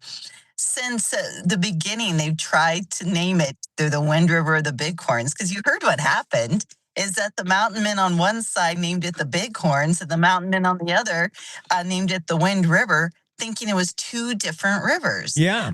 No one could really get into the canyon. It was so thick, just so you couldn't get into it. And by the time they discovered that it was 2 different rivers, they're like, too late. This is the Wind River and this is the Bighorns. And then they were trying to figure out where to change it. This is my favorite part of the story, is that you had generals, governors, mayors, all these people saying this is where the name changes. It was the Chamber of Commerce that decided it. Yeah. Thermopolis in the 1950s, they stuck up a sign and they said, this is the Wedding of the Waters and where the name changes. Bam. Yeah. So there you have it. While all these muckety mucks are like, the GPS coordinates of the change should be harumph. And the Chambers put the sign down. There you go. Exactly. Yeah. I even found this 1870 report where they're like, it's going to change. And he changed the name clear down by the Paposia in Lander. And he's like, this is where we changed the name. And none of it worked. It was so funny. Well, I mean, mistakes like this are made. How many times have you seen an old topography map by some explorer, and it's like way off, man, way off. Like the river goes here and there's a mountain. You're like, no. So it was easy to just see. imagine what I would do. Yeah. You would want to see a map I would draw. My gosh. I can totally see how, back in the day, there wasn't not enough knowledge. You were on one side or the other of the canyon and seeing this river, you named it on your side. Nobody ever, had gone through to make sure, is that the same river? Well, I guess it is. It's fun when you start looking at how things earn their name too. It's like when you go between Shoshone and Thermopolis, there's that river, that creek that's called Badwater. You've probably seen that just outside of Bonneville. Yeah. And the reason it got the name Badwater was not what I expected, but it was because it was named that by the local Indian tribes, because it would flood once in a while and it took out their Indian village. They had all their teepees set up and they said it's bad water. And so they knew to avoid it. Then the white men came and did the same thing, built their camp right by this little stream that had no water, flooded and wiped them out. And interesting. So I always thought it was alkali or something. Yes. But it was flooding. Typically, yes, when you get a bad water name to something, it's high alkali content, can't drink it, don't drink it. Yeah. You watch your horse slurps up a belly full and then falls over Badwater Creek. Yes. So it's just fun when you start diving into history and discovering. I mean, still, the Chamber of Commerce named the Wedding of the Waters. Who would have known? Huh. That's I'm waiting for the story. There has to be a Jackie Dorothy story on that. That would be a fun one. There's a lot of history for that. Introduce us to these modern day mule skinners, Randy and Alicia Melton. Their mules are kind of famous.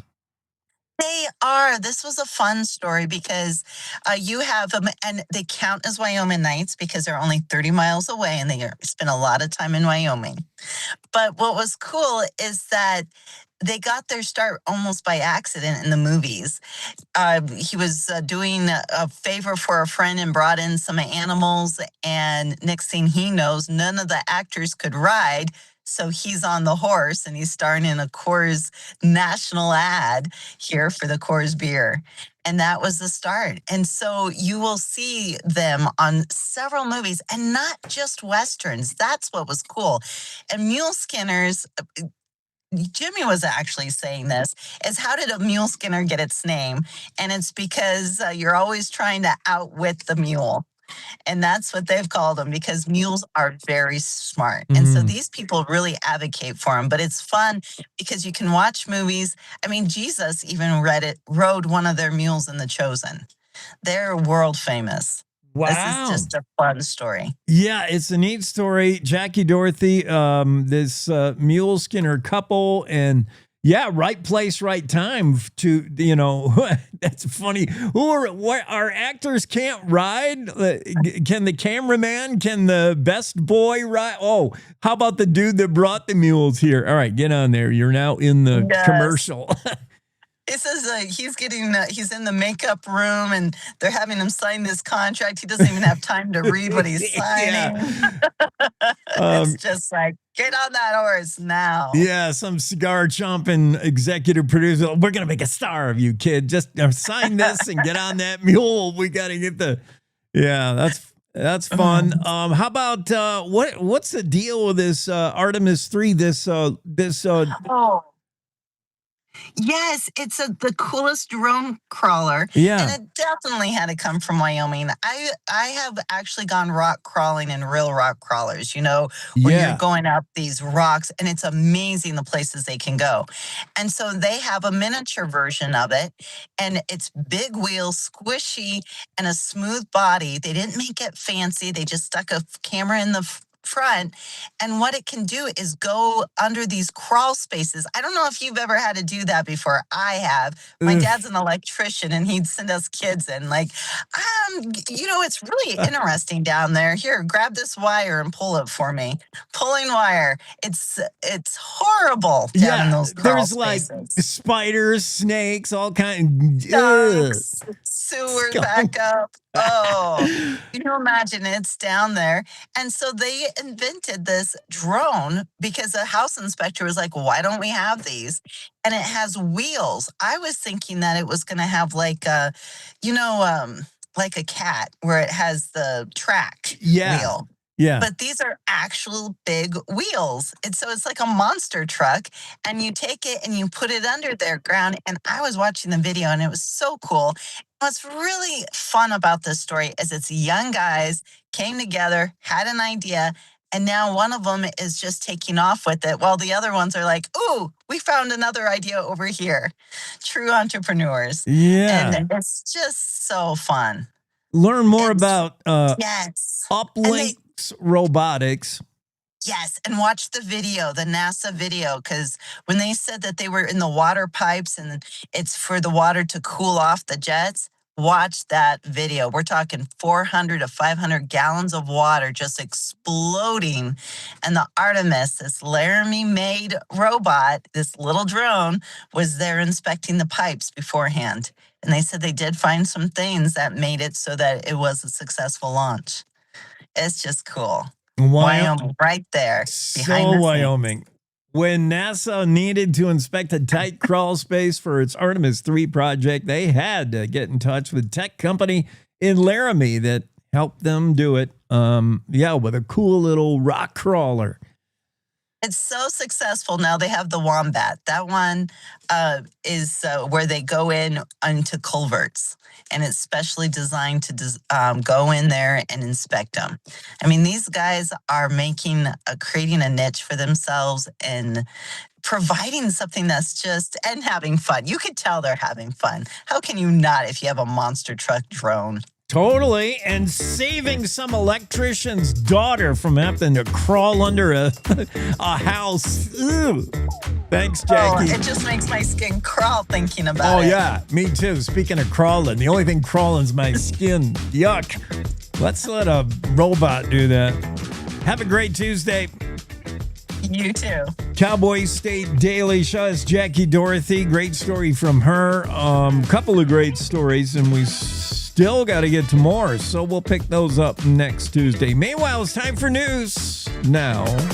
It's time to take a look at what's happening around Wyoming. From the Cowboy State Daily News Center, I'm Mac Watson. Gambling sites Polymarket and Kalshi both favor Steve Freeze to win the Republican nomination for U.S. House and Eric Barlow to win the GOP nomination for governor. Cowboy State Daily's Claire McFarland reports that bettors so far have wagered over $131,000 on these two Wyoming races. These markets, according to pollster Dustin Olson, are not really a crystal ball. They're more a reflection of headlines and chatter and sometimes publicly released polls and sometimes internal polls that people know about. On the other hand, people are at least confident enough that they're willing to put money forward. Dustin Olson, owner of American Pulse Research and Polling, tells Cowboy State Daily that political wagering is, quote, one of the more fascinating things to happen in politics in the last decade. Whirlwind athlete Roman Parra died Sunday, 8 days after being ejected from his vehicle in Colorado. Cowboy State Daily's Colby Fedor reports that his mother says her son's purpose in life was to spread kindness. A 20-year-old Worland man died 8 days after a crash in Weld County, Colorado that claimed the lives of 3 others on impact. Roman Parra was traveling in the car with 4 others when the vehicle got into a rollover collision. All 5 occupants were thrown from the vehicle, according to the Colorado State Police. Investigators are examining whether alcohol played a role in the crash, as there were opened and unopened alcoholic beverages inside the vehicle. The Parra family has established a GoFundMe to help cover Roman's medical and funeral expenses. I'll be back with more news from the Cowboy State Daily News Center right after this. Today's students are tomorrow's leaders. Wyoming Agriculture in the Classroom's Wyo Wonders curriculum connects kids with Wyoming's agriculture and heritage industries. Learn how you can support this mission at wyaitc.org. As spring and summer approach, you may be thinking of adding some trees, installing a fence, or any other excavation project at home or professionally planned. This is Jan Warren, Executive Director for One Call of Wyoming. Keep in mind, it's illegal to dig or excavate without first contacting 811 2 full business days before you begin. This free service allows utilities to mark their service lines, preventing damages and outages, as well as keeping the public safe. So go to onecallofwyoming.com today or dial 811. At Cowboy State Daily, We cover everything Wyoming, like energy, President Trump just signed the cross-border permit for this pipeline. the outdoors, The Yellowstone bear biologist was speaking to the Interagency Grizzly Committee, and the issues you care about. The U.S. Department of Justice confirmed this week that it is investigating antitrust concerns. Covering Wyoming like nobody else can. This is Cowboy State Daily. Cowboy State Daily News continues now. For most of Wyoming, July was the hottest month in recorded history. Cowboy State Daily's Andrew Rossi reports that Worland's scorching 110 degrees on July 12th was the hottest, while many towns saw as many as 100-degree days in 1 month, as they usually see in several years. The numbers are in. July 2026 was not only the hottest month of the year, it was the hottest month on record for many Wyoming communities. And some of those records go back as far as 1891 in the case of Lander. Several communities had many days where there were 100-degree plus temperatures. For example, in Riverton, I think they had at least 500-degree plus days. That's as many as they might have in several years. National Weather Service meteorologist Jason Straub in Riverton tells Cowboy State Daily that 7 communities either set records or tied for the hottest July on record. Senator Eric Barlow says attack ads accusing him of voting to allow sex changes and voting to send money to illegal immigrants are not true. Cowboy State Daily's Claire McFarland reports that Barlow says the bills he voted against were poorly written or rushed and are being twisted against him. These attack ads will go after Senator Barlow for voting against a child sex change ban in 2023 when he actually voted for a different child sex change ban that same year. Same thing with immigration. They'll go after him for voting against an anti-sanctuary cities bill in 2025 when he voted for what he thought was a more careful version of it that same year. The new attack ads say Barlow voted to send money to illegal immigrants. He denies making such a gesture, saying his nay votes on 2 immigration bills were due to the short, rushed nature of the budget planned session that fall on even-numbered years. And that's today's news. Get your free digital subscription to Wyoming's only statewide newspaper by hitting that daily newsletter button at cowboystatedaily.com. I'm Mac Watson for Cowboy State Daily.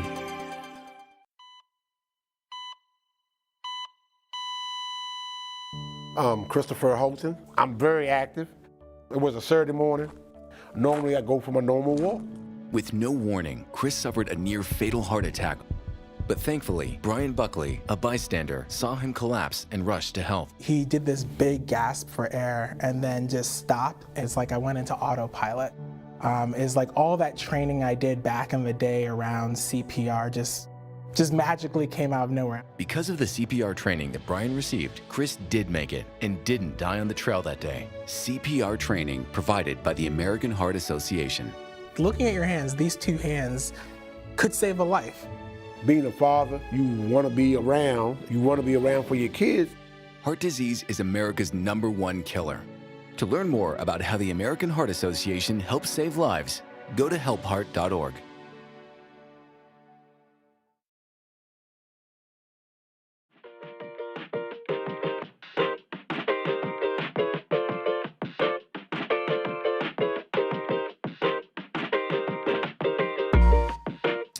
Good morning.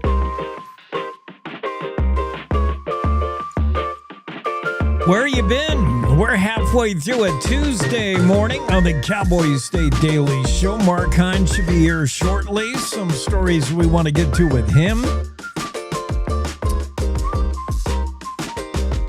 I wish we had more time with Senator Gierau.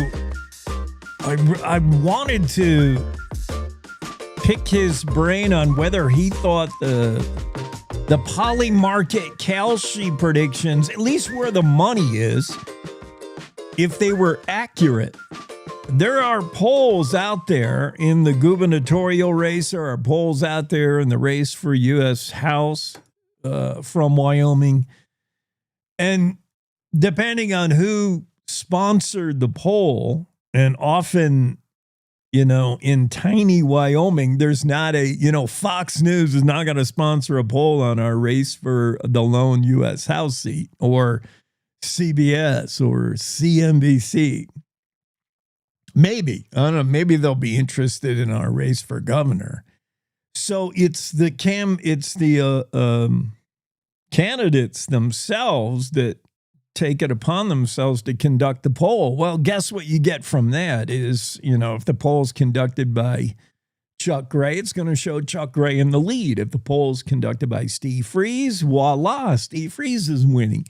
So it's great to see an independent poll, not totally not scientific. I mean, this is not a phone call poll of registered Wyoming voters. This is simply who is laying down bets on who might win the race for governor. And I'll tell you, from knowing what I know of sports betting and watching, sports betting play out, follow the money when it comes to betting. I would not discount the cow sheet action on the gubernatorial race. I would not discount that at all, right? Right, Mark? You've probably seen like a football game where the Seahawks are favored by 2 over the Giants, and it's a last minute field goal changes the whole thing. And you're like, wait a minute, why did they kick that field goal? Or why did that guy fumble in the last second? It's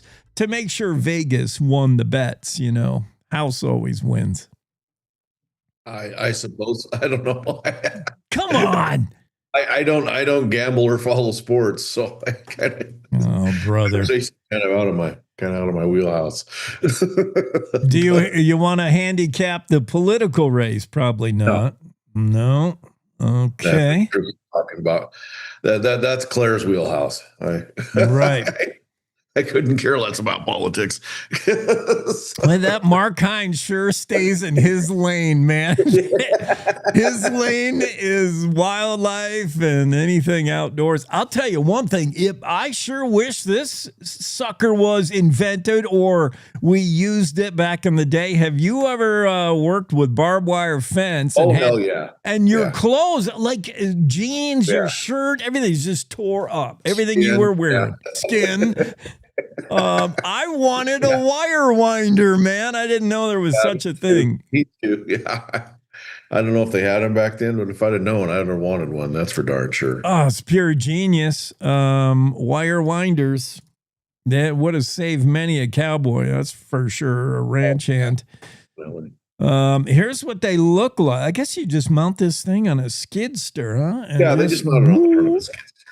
Yeah. It's pretty darn cool. That's a whole day's work and probably 2 6-packs of Coors Light wrapping that fence up by yourself. But if you had one of these things, zip, you're done. Yep. You leave time for fishing. Exactly. Yeah. Okay. How about what did you write about Bruno? This famed big bear. He's getting older and heavy. Yeah, so are we. Yeah, dude. Don't I know Bruno? Don't let me catch you complaining. We're all getting older, man. Yeah. He is. I don't know that he's death is imminent for him, but yeah, they're saying he's past his prime. Which, if he's 22, that's getting up there for a bear. Yeah. And I'm looking at him, and he looks like he's been tangling with some barbed wire fence. He got half an ear missing. He's all scarred up. Yeah. Dang. He's had a rough life, man. He's been at it. He's been fighting for his women or something. Yeah. So warming temps out there. I know it's kind of coolish today. Is it cool for you in our town? It was a little cooler yesterday. I think it's as the week progresses, I think it's supposed to start getting hotter again here in River to like the upper 90s. But it was nice and cool. Like, yesterday was lawn mowing day for me, and I appreciated how cool it was. Oh, yeah. Good day to do that, Mark. Smart. Yeah. But no, it's supposed to be getting warmer again. So, Andrew Rossi wrote the story about July is going to be one of the hottest on record for Lander Riverton for a lot of communities. The warm up is back on, and that's got the waters warming, and that's got Game and Fish doing voluntary recommendation and some outright closures of water. Yeah. That's I don't know if they've mandated anything, but they're doing doing what I call the Matthew McConaughey. It'd be a lot cooler if you did. Yeah. We're not saying you have to put up your fishing, but it'd be a lot cooler if you did. Be a lot cooler if you did. That's a good one, man. He's known for that, and then all right. I mean, those are like the two things he's known for. I got to write that down. One of my favorite actors. This is the new Mark Hines quote, man. Every week you got another gem. It sure be cooler if you did. Wait, let me write that down. Just to borrow a phrase from McConaughey. And when you deliver that line, you got to have your shirt off. We're going to require that. Nobody wants to see it. Maybe when I was 25, but these days nobody wants to see me with my shirt off. Oh, man. Well, you could... McConaughey, I don't know if there's a movie he's done where that shirt has not come off. You just write that into the script, even if it's not the script, the director's like, is this the part where McConaughey takes his shirt off? I mean, he's got to get his shirt off. Yeah. Hey, this story is my neck of the woods. Cowboy State Daily story from Mark Hines. The ranger who quit over Trump policies says it's flat out censorship. President Trump trying to rewrite history, the massacre of the Blackfeet. This happened in Grand Teton National Park. Correct. Yeah. Yeah. And, that's a point of view that she has, that story should be included. That placard should be there. But then other folks, Richard Jones, his argument is, it isn't really, it's something that somebody who was sort of connected to the park did somewhere else. So do we really need that in the park? And, I guess there's arguments either way. I think, the Doan in his explorations, his expeditions in this area of Wyoming, there's a mountain named after him. But this is an incident connected with Doan in the past that took place somewhere else. Now, Doan probably took part in this massacre of Blackfeet. He bragged about it. Well, they say he bragged about it. Yeah. He openly bragged. But how far do you go into that, though? If you're in Grand Teton National Park, you want to know about Doan, like he explored this. There's a mountain named after. How far do you go into his bio to understand everything? Like I could see where that's the question, Jake, and that's you see people coming down on either side of that. Some people say yes, that's important. That should be included. We don't need to sugarcoat it, and other people say no, that's not really relevant. So. There you have it. So this old plan we have for the river, the compact that's pretty old, we got to redo that thing. What is this 10-year plan released by Department of Interior, and what's that's separate from I'm not sure. I haven't asked that question in a while. What would it take to just nullify the 1922 River Compact? And right. At this point, I don't think anyone is talking about that.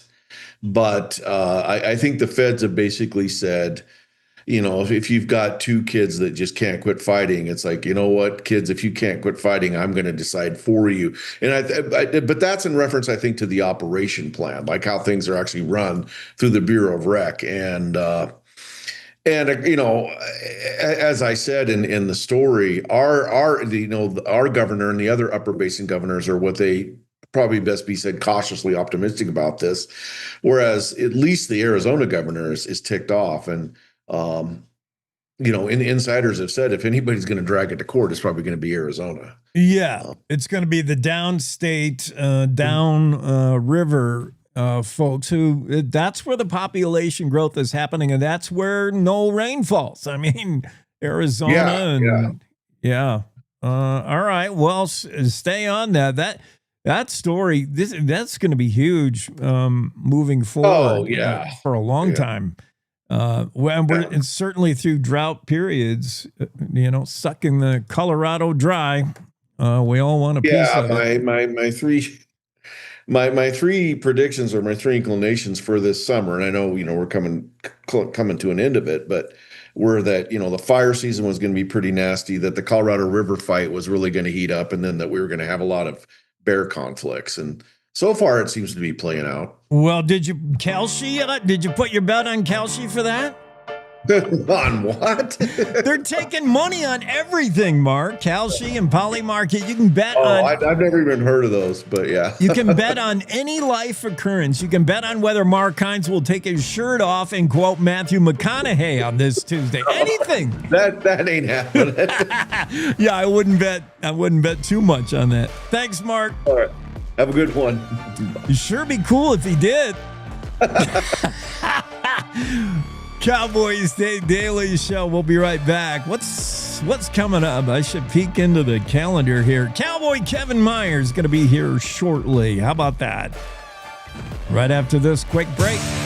At Cowboy State Daily, we cover everything Wyoming, like the outdoors. Yeah, it looks like a young grizzly recently separated from its mom, was out wandering around doing a thing. Energy. Cheyenne's become this data center magnet. And the issues you care about. Wyoming Highway Patrol is facing a significant trooper shortage with 36 unfilled trooper positions. Covering Wyoming like nobody else can. This is Cowboy State Daily. This is the Cowboy State Daily Radio Network. I don't think that many kids in my son's school even do it. He makes fun of his friend who vapes. He would never try it. She's into soccer. She's on the honor roll. She's just not the type. No way. No way. No way. No way, my kid would never vape. Get your head out of the cloud. Today, nearly 8,000 kids will start vaping. Maybe even yours. Learn about the dangers at talkaboutvaping.org. Life's daily battles are not meant to be fought alone. We're not powerless, so long as we don't lose sight of what's important. Don't be afraid to seize that moment to talk to your friends. Cloud, you okay? Because checking in on a friend can create a safe space. The first step on our new journey. You coming? Reach out to a friend about their mental health. Seize the awkward. It's totally worth it.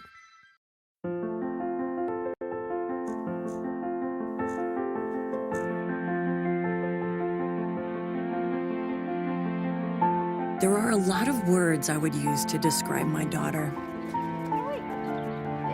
Kind, strong, hilarious.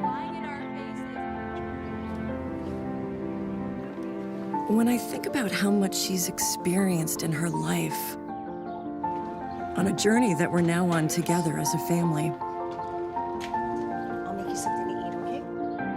we can't help but be inspired by her every day. Hey, Mom, we're about to start the movie. Oh, yeah, I'll be right there. Okay. So really, we're the lucky ones. Learn about adopting a teen from foster care. You can't imagine the reward. Visit adoptuskids.org.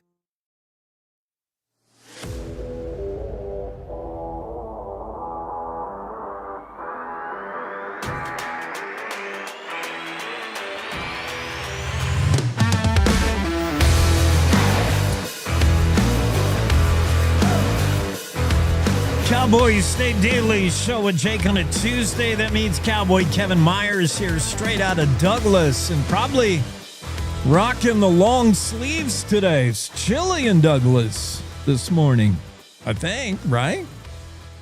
Yeah, it's a nice, refreshing, brisk little morning here that is at both at one time. It's a nice respite from the heat that we've had, especially this last weekend. But then it is an ominous reminder of what we have to look forward to in about 6 or 8 weeks. Whoa, don't rush summer off yet. You're right. It was just a taste, but I don't have that feel like late August when the aspens start changing and you just have that, even on a warm day, when a wind blows, you have that smell of the wind or that feel of the wind. You're like, that's fall, that's winter. Right now, it's smoke. You got a lot of smoke there? Yeah, there yesterday morning when I woke up, I thought I needed to go get my contact prescription changed, or maybe I was getting cataracts. But as they used to say on the old television shows, do not adjust your screen. the world just has a red-orange hue to it for the next 4 weeks. Yeah. And it's fuzzy. Like, you don't really notice. It's not so bad where you're smelling it. Like, I've seen wildfires so close, like it smells like you're at the campfire, but it's just fuzzy. It's like you look and you're like, that's not clear as it should be. That mountain over there, I normally look at that and I could see an elk on it. Right now, I can't even see the mountain too good. Like, it's just fuzzy. Yeah, and this is the time of the year around here, which is, pretty big fire country on the Laramie Range. You have to inspect every cloud, because is that cloud a cloud, or is that cloud a fire on the other side of that ridge? Yes, they look very similar, but unfortunately, after seeing a few smoke cloud balls from a fire, you can start to tell the difference pretty fast. And you're like, that's not a cloud, that's fire. Yeah, you see that column, and then whatever it was that you had planned, that goes out the window, because now you only have one problem. When you got up that morning, you had many problems. Now you have one problem. Yeah. And a lot of it, especially if you're livestock, if you have livestock on your property, that means, hopefully you have time and the ready, set, go to trailer up. But man, if it gets to the point where you can see flames and the fire is there and you've waited too long, it is like, open the gate, cut the wire, let them go. Have you ever been to that point with approaching fire on a property? Oh, yeah. I've gone around and opened gates and just let things go. Been involved in a couple very large fires that it's, you just have to make split-second decisions. Now, the cattle, I don't worry about the cattle. They'll take care of themselves as long as they got somewhere to go, and they'll even push through a fence if they need to. And then I've seen them coming out of the burn, their faces just black, like Hereford cattle that suddenly look like Angus because they've been in there looking for something to eat. They're really not that bothered by it. Now, horses are a little bit different story, because, they will just panic, and, turning them out, which I've had to do. I've had to just kick open a gate and hope I could get them gathered later. That's always a little bit more stressful, because you're just never sure what a horse is going to do under that stressful situation. Golly, it's the panicky nature. I mean, God bless the horse with the flight response, but he gave it ample flight and no fight. It's like 110% flight response, and God, they just lose their brains. Yeah, they really do. And I can remember I was on one very large fire.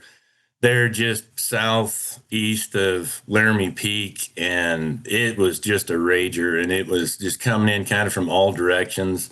I set up a lawn sprinkler, and so it was shooting at the house. I kicked open the corral gate for the horses to leave and went to go hit the fire line, looked back and thought, I hope I see this place again. Yeah. Oh, man. Well, I hope it doesn't get to that. Wyoming's so far been pretty fortunate as a state. Got a couple of smaller-ish fires that closed Devil's Tower Monument, but right now we're evading that big one. But that happens all the time, right? We see everybody around us burn. California, Oregon, Washington, Idaho, Colorado, Utah. We've seen those fires, and then eventually when the entire national firefighting efforts, all those people are worn out. You get to late August, September, and all of a sudden Wyoming starts burning. Well, and the positive and negative is right now, at least in our little corner of the state here, the negative is there's not a lot of water in ponds and reservoirs. So firefighters, a big part of fighting fire is those helicopters with the buckets.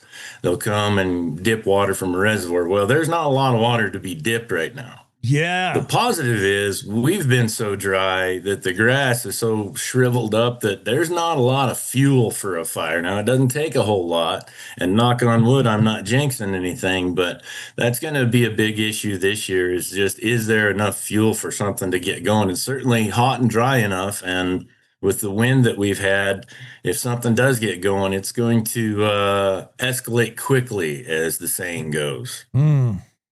Kevin Meyer is with us. He's doing a horse thing there in Douglas, where the state fair coming here pretty soon. What, August? Next week? Yeah, next week. Yeah. That's always pretty fun. I'm sure that'll be fun. Kicks off with the Ranch Rodeo on Tuesday, and that's always a good time to watch. And then it'll end up with the parade on Saturday, that's one of the things I always go down to watch the rodeo, even if I don't make it down to the state fair. Well, I'll be jealous. I hope I can get over there, but I'm so busy this time of year doing this thing, doing weddings, and then trying to pack up for a move. I'll wave when I drive by on the way to Buffalo here one of these weeks. Yeah, well, next year it'll be a lot easier for you. You'll only be, 2.5, 3 hours from here, and then a little straight shot, and so that'll be good. So you'll get to do all the things in Wyoming that everyone else gets to do. Yeah, I feel like I miss out on that, man. All the great things about Wyoming, I'm like just toiling because you need 5 jobs to live in Teton County. That's all I've been doing is working. Yeah, I gotta ease into Buffalo. I can't wait. So news of the world, news of the U.S. Did you see Fauci getting grilled and for 111 times pleaded the fifth? He didn't talk at all. Nothing says guilty like I plead the fifth. You want to talk about the biggest piece of political theater that we've seen in recent times.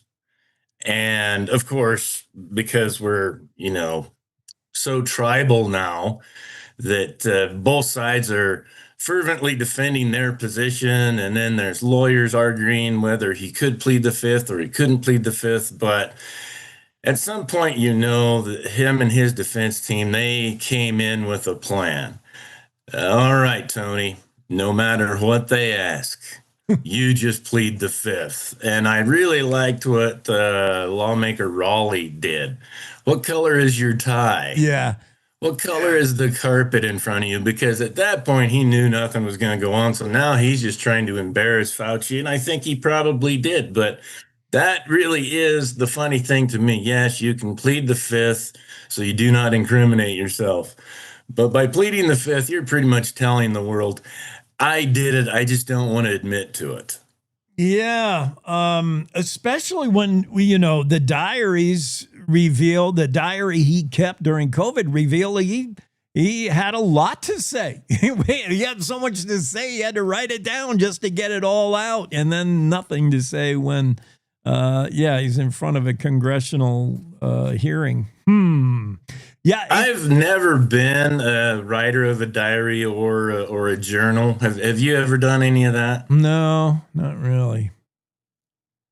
I would think that if I was a person to sit down and write a journal, I would probably lie to my journal about what was truly in my mind, because you can see with Fauci, there's a lot of that stuff you probably should have just kept way down deep inside. Just keep it, just stuff it down there and just leave it be. Don't write that out. Dr. Rand, especially on your government-issued computer. Yeah. Same rules go for posting late night X tweets and Facebook comments. I mean, just don't. I mean, nobody needs to read what you are thinking that bad, and you might regret anything you write down. Let's change subjects. Tony Romo gets pinched for a DWI, although in Wisconsin they call it something, DOI. There's basically driving while impaired. That's just that. I don't wonder. You've heard him do games. I like him as a color football analyst, but there are certainly some games where he kind of slurs and he kind of says. I don't wonder if he's not in the booth half smashed. He may have gone to the what was the old Chicago Cubs announcer, Harry Carey? Oh yeah. I'm a Cubs fan and a Bud man. He may have gone to that journalism school, that broadcasting school, because after his pinch up there in Wisconsin, now some of his color commentary makes a little more sense. Yes, it does. I mean, he was so good at being able to, and he was known when he first started for his research. Like, he would really dig into a team. He would understand what they're doing. He'd be like, oh, yeah, they're coming out in the XYZ formation. You're going to see this play over here. And he was like right 90% of the time. And then lately, like he's just phoning it in. And I don't wonder if he's already a case of Coors Light into the game by halftime. Yeah. He started out where he was telling the play before the play started. Yeah. And now it's, I don't know, Jim, what do you think? Yeah, he would ask the other guy. Yeah, he's always with Jim Nantz, right? Like those two cahoots. Yeah, and now, upon further review, you would love to hear Jim Nantz turn to him and say, I think you've had enough. Yeah, Jim Nantz, I think, was playing both play-by-play and bartender to Tony Romo. Now he needs to be the guy who says, cut him off. Like, we're good now. Yeah. Whenever you watch a Tony Romo game where he's doing color and you're betting on it, maybe Calci, the over-under is not the point total. It's how many beers Tony Romo has had in the booth. What's the over on the Bears game? Yeah. And like a good bartender, CBS has said, Tony, you don't got to go home, but you can't stay here. Oh, man. I feel bad for him. I mean, who amongst us? It's unfortunate. I'm kind of bummed that the network didn't stick by him, but not surprised. They're not going to have year 6.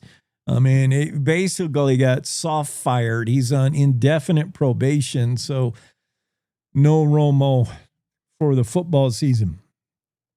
Probably. Yeah, and in today's culture, there's no way that they could keep him on. Although, from what I understand, what he was charged with is OPI, I think it was, OWI, operating while under the influence. To where Wisconsin knows how prevalent it is to have a few daddy sodas and then drive home. And so they have put up an entire new category where it's just a misdemeanor fine. But did you see the video, the body cam, where before he does his drunk test, he stretches? Yeah. He got out of the vehicle and he's stretching like he's getting ready for a game. Yeah, he's an athlete. I know. I saw some of the video, not all of it, and I watched his interaction with the officer, and honestly, it confirmed to me that that was regular Tony Romo. I don't know if that means he was sober and blew under a 08 or whatever Wisconsin limit is, but it's like, that's the Tony Romo here every Sunday. Like, same thing. And I love the mugshot that looks like an 8th grade class photo. Yeah, you got that smirk I don't. It's got that manure eating grin or whatever that mugshot. Yeah. Well, and he was coming from a golf tournament, and I imagine if there is such a thing, allegedly, as quotas for highway patrolmen and policemen, allegedly, how many tickets they need to write. I imagine if you just park your cruiser outside the golf course, you can fill that up by the 3rd day of the month. Yeah, I mean, that's the follow-up question they would probably ask you in Wisconsin or any state. How many have you had? 4. Where are you coming from? Golf course. Oh, okay. 4 equals 8. You're okay to drive or not okay. Yeah, certainly in Wisconsin, driving while golfing is more tolerated, certainly than Fox. Who does Romo work for? Is he a Fox guy? I don't even remember. He's a CBS guy. CBS. Okay. Yeah, well, they didn't really have his bet. Meanwhile, the NFL's policy towards its own players when they're alleged to be in some kind of thing, the whole Cincinnati Bengal team is practically on probation. I mean, they're all felons, and they're still playing football. Poor Tony Romo gets 1 citation for OWI, and he's gone. Yeah, well, coming off the golf course, instead of asking them how many drinks they've had, they probably need to ask them what they shot. Yeah. And then just take that as the number of drinks they probably had. Yeah. I said, it was horrible. I was 21 over. Okay. You want to get out? Please. Sounds about right. Please exit the car and stand on 1 foot. Yeah. Anything else, Kevin? Oh, not a whole lot. Just been really entertained looking at what we previously talked about with Fauci. And then I will really, really be happy when we get through this primary cycle, although it's going to be immediately followed up with the general election. But man, I want to go to the system like Australia has, where you can only campaign publicly for a couple months before the election, because boy, this is starting to get a little long, and really we're not getting a whole lot of new information about any of this stuff with any of the candidates. And so it's just filling up the airspace, which I guess that's the system we have. But I'm always really, really happy when election day gets over. Yeah, except for those of us in the media who, when you hear about all the money being spent on these campaigns, Cowboy State Daily raking it in, theoretically. Well, there is that, so that's good for you and your business. I guess, but it's tiresome, and we're still, 2 weeks, and they are really starting to chuck mud at each other in almost every race. Thanks, Kevin. Stay cool today. That should be easy in Douglas. Have a good one. Cowboy State Daily Show with Jake coming right back with Wyoming DEQ. And we're going to talk about why a data center does not have to go through industrial siting procedures. Is it a loophole? Is it a mistake? What exactly is going on? We'll talk about a lot of things about what Wyoming DEQ does after this break. This is Robert Short, candidate for Secretary of State. I've built businesses in Wyoming, served as an election judge, and worked diligently the past 11 years as a county commissioner to create collaborations and partnerships with stakeholders around our state and nation to benefit the people of Wyoming. As your next Secretary of State, you can count on me to put these skills to work for the benefit of you, the people of Wyoming. Vote Robert Short, Secretary of State. Visit shortforstate.com for more info, paid for by Short for State. You're listening to the Cowboy State Daily Radio Network. Who can you turn to for news you can trust? Your local TV and radio broadcasters. You trust us to keep you safe during times of crisis and to deliver the weather, sports, and entertainment you rely on every day. We bring you the facts you need to make decisions that matter. And as misinformation floods social media, you can trust your local stations to deliver the truth. Text TV to 52886 and tell Congress you rely on your local stations for trusted news. You handle the healthcare, we'll handle the marketing. In need of a spark for marketing your medical practice? Bloom Studio provides creative and strategic healthcare marketing that illuminates the path to bigger and better experiences for your business and your patients. We specialize in branding and design, social media, website design, SEO and SCM, not to mention content creation, public and media relations, and marketing metrics to ensure you're getting results. If you're looking to increase your patient engagement and retention, enhance your community impact, and streamline your marketing efforts, our team is ready to help you achieve your goals. Contact us today and learn more at loomstudio.com. I'm Chris Jakimick. I served in the United States Air Force and I deployed 3 times. So in 2017, I was serving as an Air Force First Sergeant. Our motto in that role is my job is people, everyone is my business. But unfortunately in that year, I would lose my own brother, Lance Corporal Adam Jakimick, to suicide. The majority of veteran suicides are from guns. I store my weapons securely, not only for myself, but for my family. My service never stops.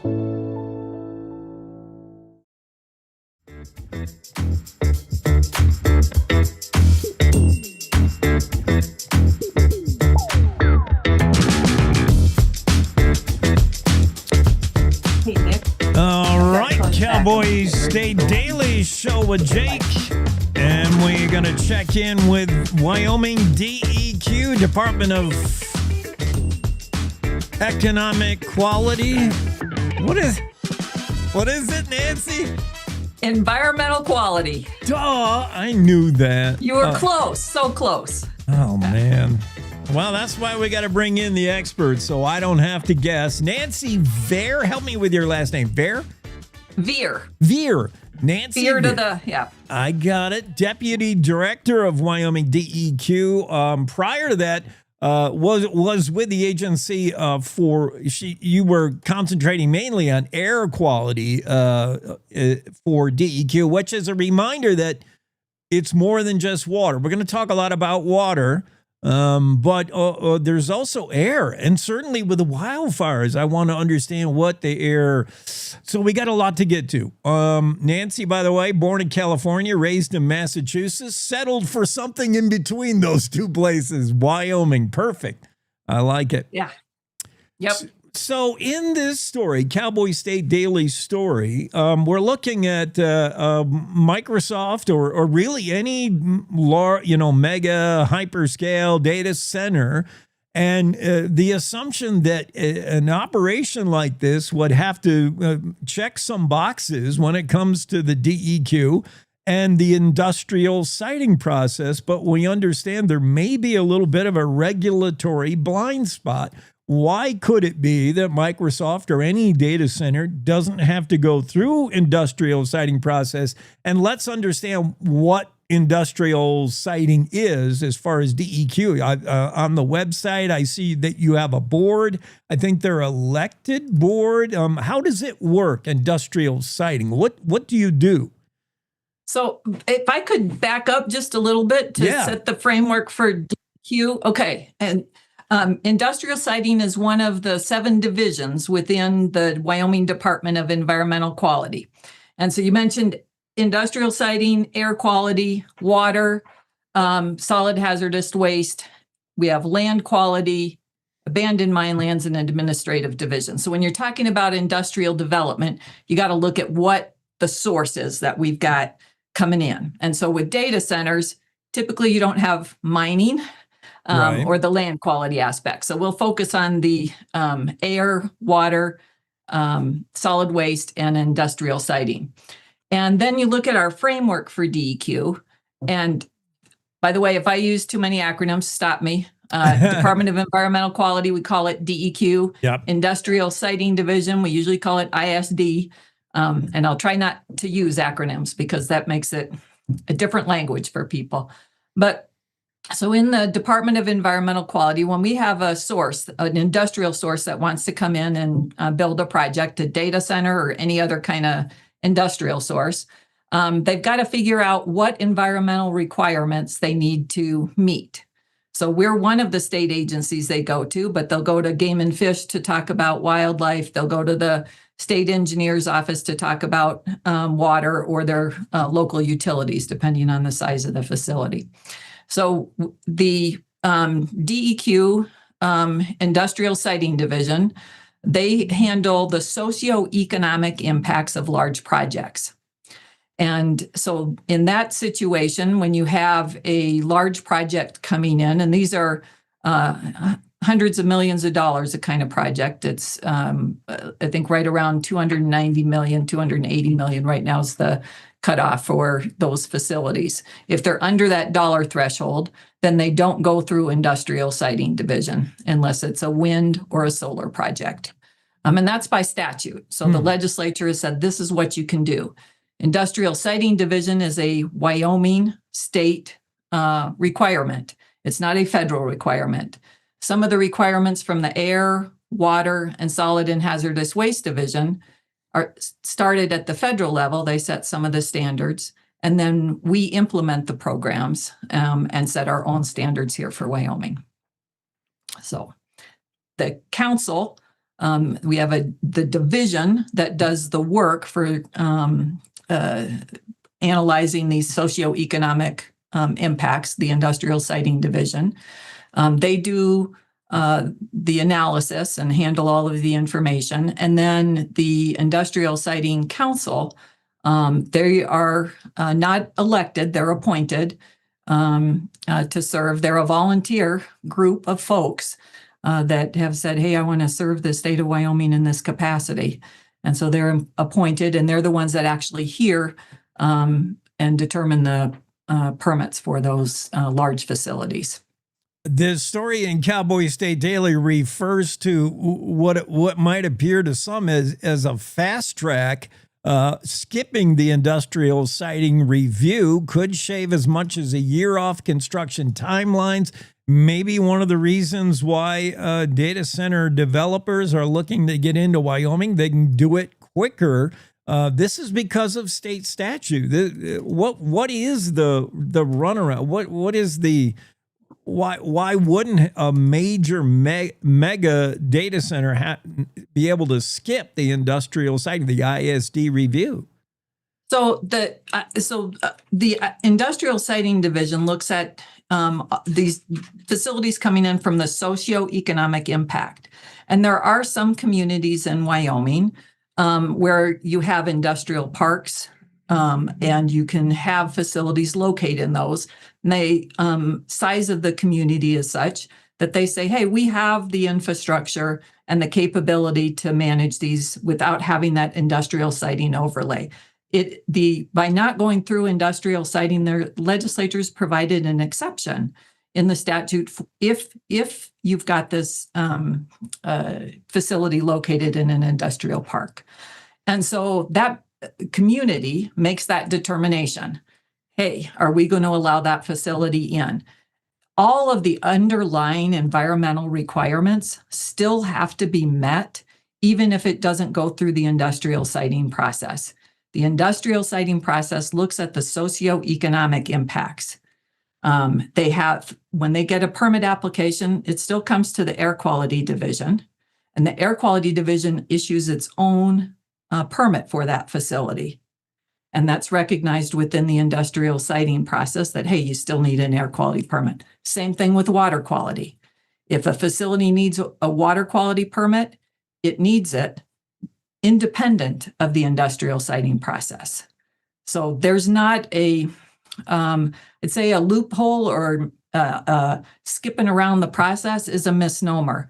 Communities can determine if they have the infrastructure in place and can have a project come in without needing some of that economic assistance that they can get from going through the industrial siting process. Nancy Vehr is with us, Wyoming DEQ. Nancy, can you tell me, certainly with a data center, we understand there's water use involved and the potential to have discarded water waste. I don't know how there would be air pollution. Have you seen data centers and any concern about air quality? Like, what would they do to the air? So when you ever have a facility that needs power to run, and data centers need power. So some of them can have line power coming in because they can use electricity. That's how they operate. Yeah. But they also want to have backup power. So think of a hospital. A hospital you need to run, it has electricity lines coming in, but it also needs to, if the electricity goes out, they have to flip on some generators to have backup power. So even though this backup power doesn't run except in emergency situations, that's where they need an air quality permit, because they bring in backup power so that if the electricity goes out, they can turn on a backup generator for emergency purposes. So that's kind of where the air quality division comes in, is data centers need to have that, I'll call it runtime at a high level. Yeah, that makes sense. In the rare case, they would have to switch on something burning diesel or whatever, a generator. Let's talk about air quality. What we're seeing now with wildfire, almost the whole state is under smoke. It happens, unfortunately, just about every year we get smoky conditions. What does Wyoming DEQ do to monitor air? You have many monitoring sites. And, at what point do you see things that, whatever the particulates, how do you measure? And you say, okay, yeah, we're now in brown, or we're now in red category. What is that? What is air quality in wildfire country?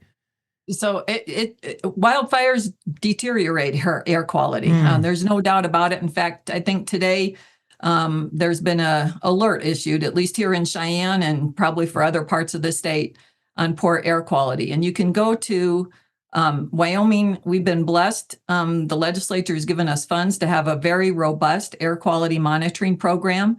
And so we have monitors, and I'm using my arm as a monitor, but we have monitors throughout the state. And if you go to our website, it's called YVisNet, WYVISNET.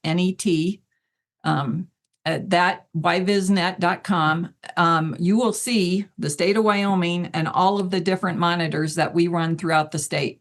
Wildfire smoke is usually particulate matter. That's what they call the smoke, is particulate matter. And it's usually at a size of PM 2.5, which is a smaller size, 2.5 microns. The larger size particulate matter, if you're close to a fire, you might see PM 10. So if you get ash on your car and some of these larger, a strand of hair is 70 microns.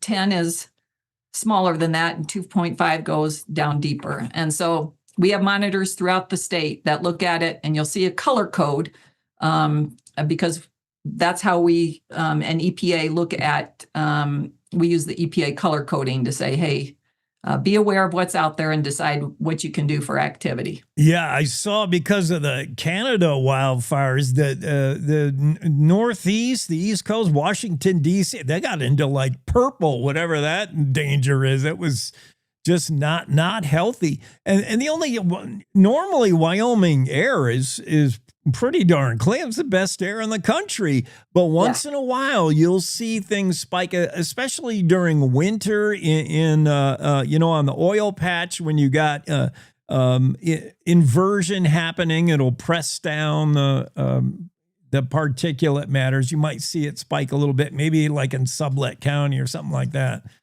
And Sublette County is actually a really good success story. Yes. So we can't control things like wildfire. They start someplace else and we get impacted by them. And they're fires. So you got to get them controlled there in terms of the smoke. Sublette County, they have a unique topography and kind of a basin, like you said, and you put a lid on it. But the success story of that is back in 2008, we had noticed some ozone exceedances and determined that a lot of that was from the kind of topography, sun, the snow, reflectivity on the ground, and oil and gas in this area, emissions. And this is a success. It required industry, citizens and local government and the state getting together, putting some strategies in place. And when EPA tightened that ozone standard in 2015, we're in attainment. We're meeting the air quality standard. We still keep an eye. We still got to keep measures in place, but we're actually looking at trying to get EPA to formally redesignate that area as back in attainment, meaning it meets all the federal requirements for a certain period of time. So that's a great success story. Smoke is a little bit more challenging because it happens. I was going to ask you, Nancy, because I hadn't heard of any trouble in Sublette County in a while, and I was thinking, I think they went a large steps towards fixing all that. Let's just pick up two more ideas before we let you go. I want to understand more about the Safe Water Drinking Act and the difference. Wyoming does not have primacy when it comes to water. EPA, the feds, the state, we're the only state that falls under this weird, what does it mean? I don't understand. Yeah, so we have primacy for all aspects of water quality in the state under the Clean Water Act, except for the sliver of drinking water. So that's kind of that sliver that we don't have. It's been evaluated. The legislature's looked at that. And what that means is it doesn't mean it goes unregulated. It means that we're not doing it here in the state. It's EPA. And for other programs that we have primacy, EPA provides the oversight and we implement. In the Safe Drinking Water Act context, we work with locals and communities on the drinking water pieces of it, but it has to go towards the EPA for the actual implementation. It takes quite a bit of money to run these programs, and people, and so that's one of the. It's challenging in a small state. Nancy, that's large. Yes. Nancy Vehr is with us. One last thing. We've been dropping a lot of acronyms on you. DEQ, ISD, EPA. How about one more? HCBs. That is a growing problem as we get, a record-setting warmth for July. Gets warmer and warmer, and we see our waters filled with this green yuck. And how do we know what's harmful, toxic HCBs, and how do we know it's just regular old algae? So we sample and we test for these, and then put out alerts to say, hey, this one has tested for it, and take some precautions and be aware. And it's one that, like you said, it can evolve over time, and it changes, and that's why we roll these out and try to get information. If you have any questions, always start local, ask local, and then feel free to call us as well. We have a website on and links on the HCB as well. All right. Well, thank you so much. Say hi to Todd for us. It's Nancy Vehr has been on for Wyoming DEQ. Appreciate it. Thanks. Cowboy State Daily Show rolling along here on a Tuesday. Halfway through. No, we're more than halfway through. I'm almost done. But we've saved the best for last. Renee Jean's going to be with us next hour. We'll also check in with Steiner, Ben Pascal. The Presbyterian Church in Jackson Hole's having their annual rummage sale, I guess you'd call it. Like the world's biggest, greatest garage sale going on this weekend. And Tam DeRudder's got some things going on in Cody this weekend. If you're a romance novel reader, if you love the romance series, you got to be in Cody this weekend. We'll tell you why. Next hour, time for news. It's time to take a look at what's happening around Wyoming. From the Cowboy State Daily News Center, I'm Mac Watson. Gambling sites Poly Market and Kalshi both favor Steve Freeze to win the Republican nomination for U.S. House and Eric Barlow to win the GOP nomination for governor. Cowboy State Daily's Claire McFarland reports that bettors so far have wagered over $131,000 on these two Wyoming races. These markets, according to pollster Dustin Olson, are not really a crystal ball. They're more a reflection of headlines and chatter and sometimes publicly released polls and sometimes internal polls that people know about. On the other hand, people are at least confident enough that they're willing to put money forward. Dustin Olson, owner of American Pulse Research and Polling, tells Cowboy State Daily that political wagering is, quote, one of the more fascinating things to happen in politics in the last decade. Whirlwind athlete Roman Parra died Sunday, 8 days after being ejected from his vehicle in Colorado. Cowboy State Daily's Colby Fedor reports that his mother says her son's purpose in life was to spread kindness. A 20-year-old Whirlwind man died 8 days after a crash in Weld County, Colorado that claimed the lives of 3 others on impact. Roman Parra was traveling in the car with 4 others when the vehicle got into a rollover collision. All 5 occupants were thrown from the vehicle, according to the Colorado State Police. Investigators are examining whether alcohol played a role in the crash, as there were opened and unopened alcoholic beverages inside the vehicle. The Parra family has established a GoFundMe to help cover Roman's medical and funeral expenses. I'll be back with more news from the Cowboy State Daily News Center right after this. Today's students are tomorrow's leaders. Wyoming Agriculture in the Classroom's Wyo Wonders curriculum connects kids with Wyoming's agriculture and heritage industries. Learn how you can support this mission at wyaitc.org. As spring and summer approach, you may be thinking of adding some trees, installing a fence, or any other excavation project at home or professionally planned. This is Jan Warren, Executive Director for One Call of Wyoming. Keep in mind, it's illegal to dig or excavate without first contacting 811 2 full business days before you begin. This free service allows utilities to mark their service lines, preventing damages and outages, as well as keeping the public safe. So go to onecallofwyoming.com today or dial 811. At Cowboy State Daily, we cover everything Wyoming, like energy, President Trump just signed the cross-border permit for this pipeline, the outdoors. The Yellowstone bear biologist was speaking to the Interagency Grizzly Committee, and the issues you care about. The U.S. Department of Justice confirmed this week that it is investigating antitrust concerns. Covering Wyoming like nobody else can. This is Cowboy State Daily. Cowboy State Daily News continues now. For most of Wyoming, July was the hottest month in recorded history. Cowboy State Daily's Andrew Rossi reports that Worland's scorching 110 degrees on July 12th was the hottest, while many towns saw as many as 100-degree days in 1 month, as they usually see in several years. The numbers are in. July 2026 was not only the hottest month of the year, it was the hottest month on record for many Wyoming communities. And some of those records go back as far as 1891 in the case of Lander. Several communities had many days where there were 100-degree plus temperatures. For example, in Riverton, I think they had at least 5 100-degree plus days. That's as many as they might have in several years. National Weather Service meteorologist Jason Straub in Riverton tells Cowboy State Daily that 7 communities either set records or tied for the hottest July on record.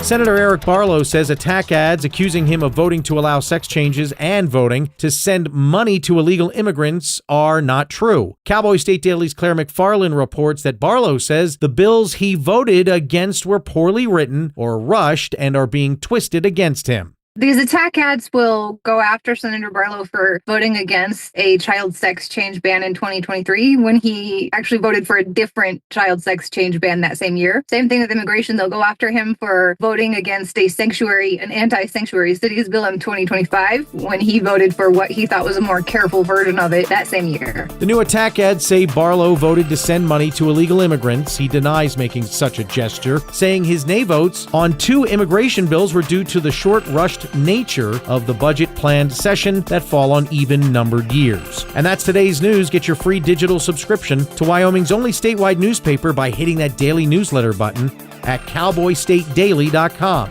I'm Mac Watson for Cowboy State Daily. There I was, 16, divorced, remarried with a baby, another on the way, and I could barely read or write.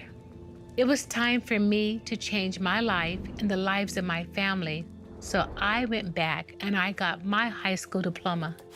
That was the catalyst I needed. Now I have a bachelor's, a master's, and I became a teacher. Mom, this is your very first yearbook. Your commitment to education motivates me, your coworkers, and your students. You showed me that if you come from nothing, you can still be anything. You told me I deserve to succeed. It's been 15 years and I still live by that. You're the model for success for your kids, grandkids, and your students. When I look at all these success stories, I cannot help but think it all started by getting my high school diploma. When you graduate, they graduate. Visit finishyourdiploma.org to find free and supportive adult education centers near you.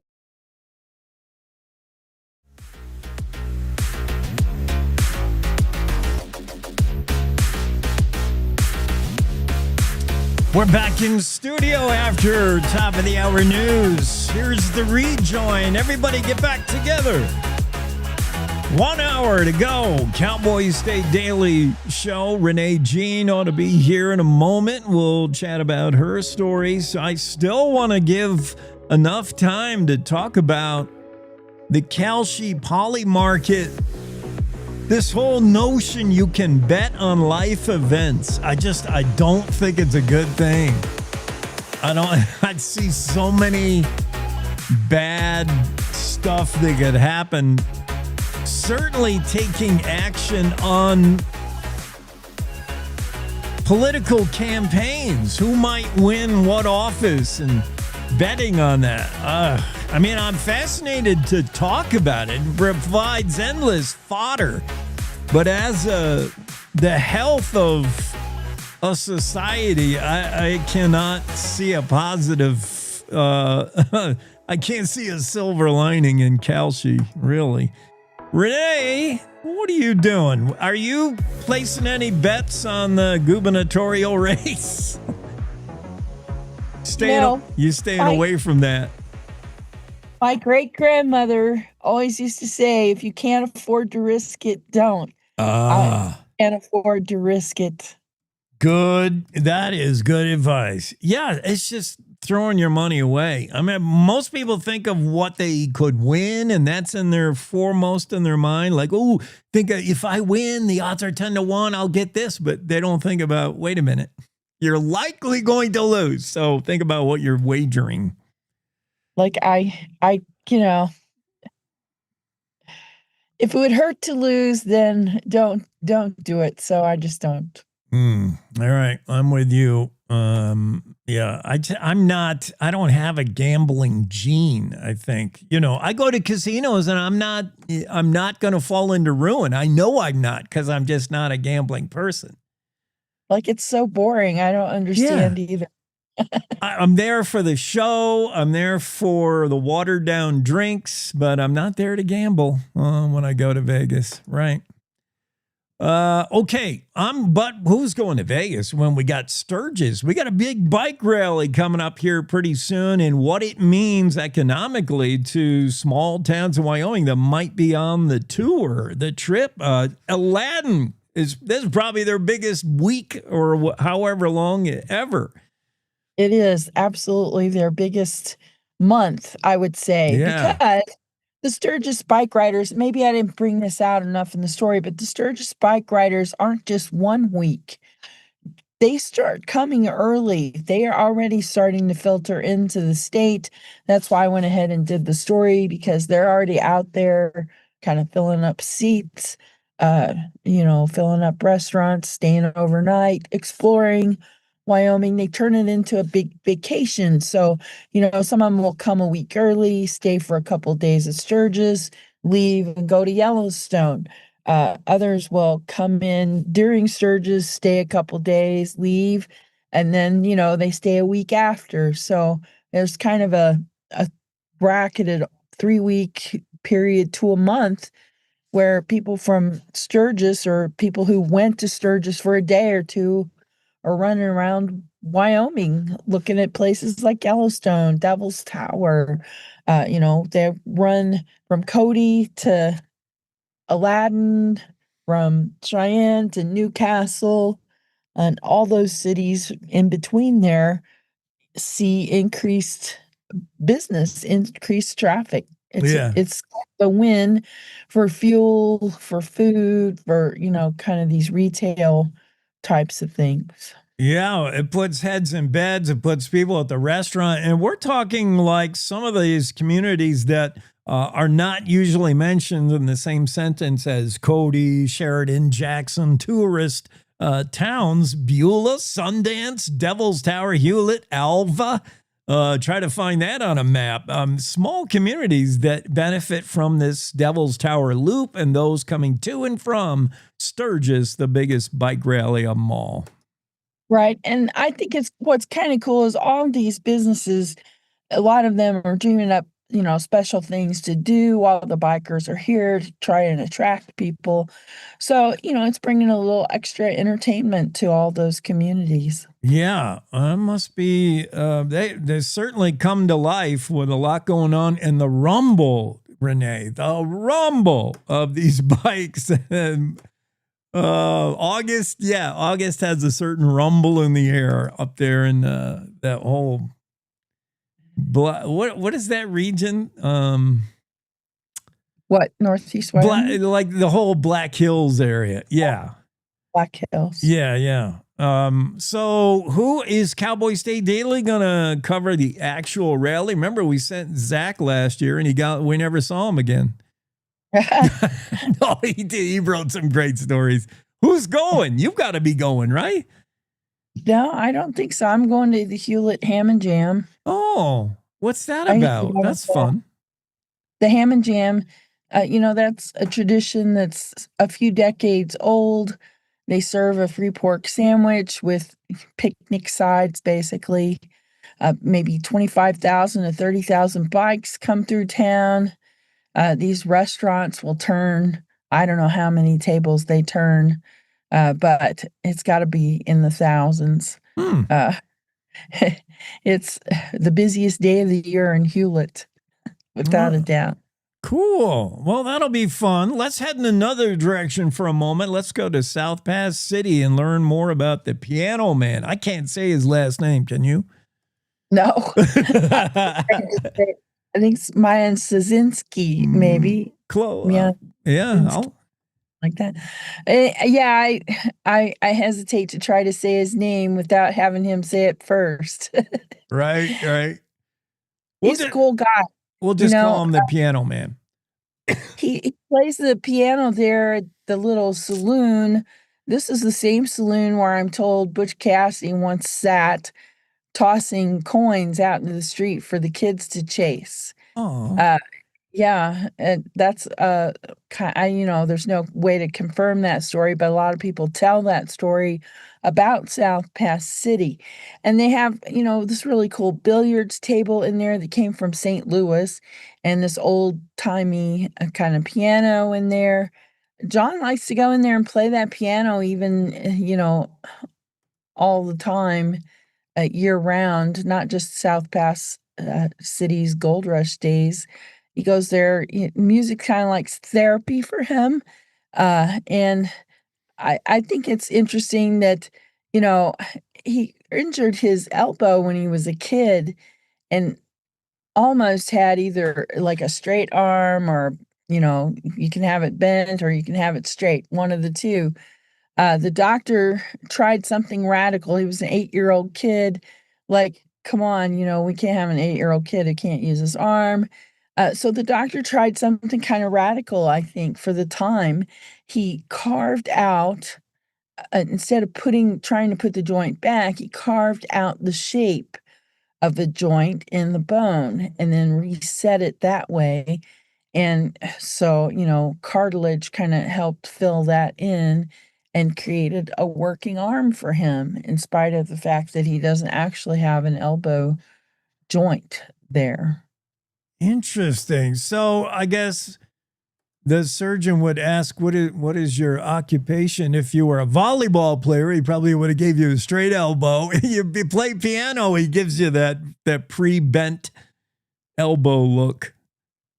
Yeah. And so, without a working arm, his fingers were kind of atrophying.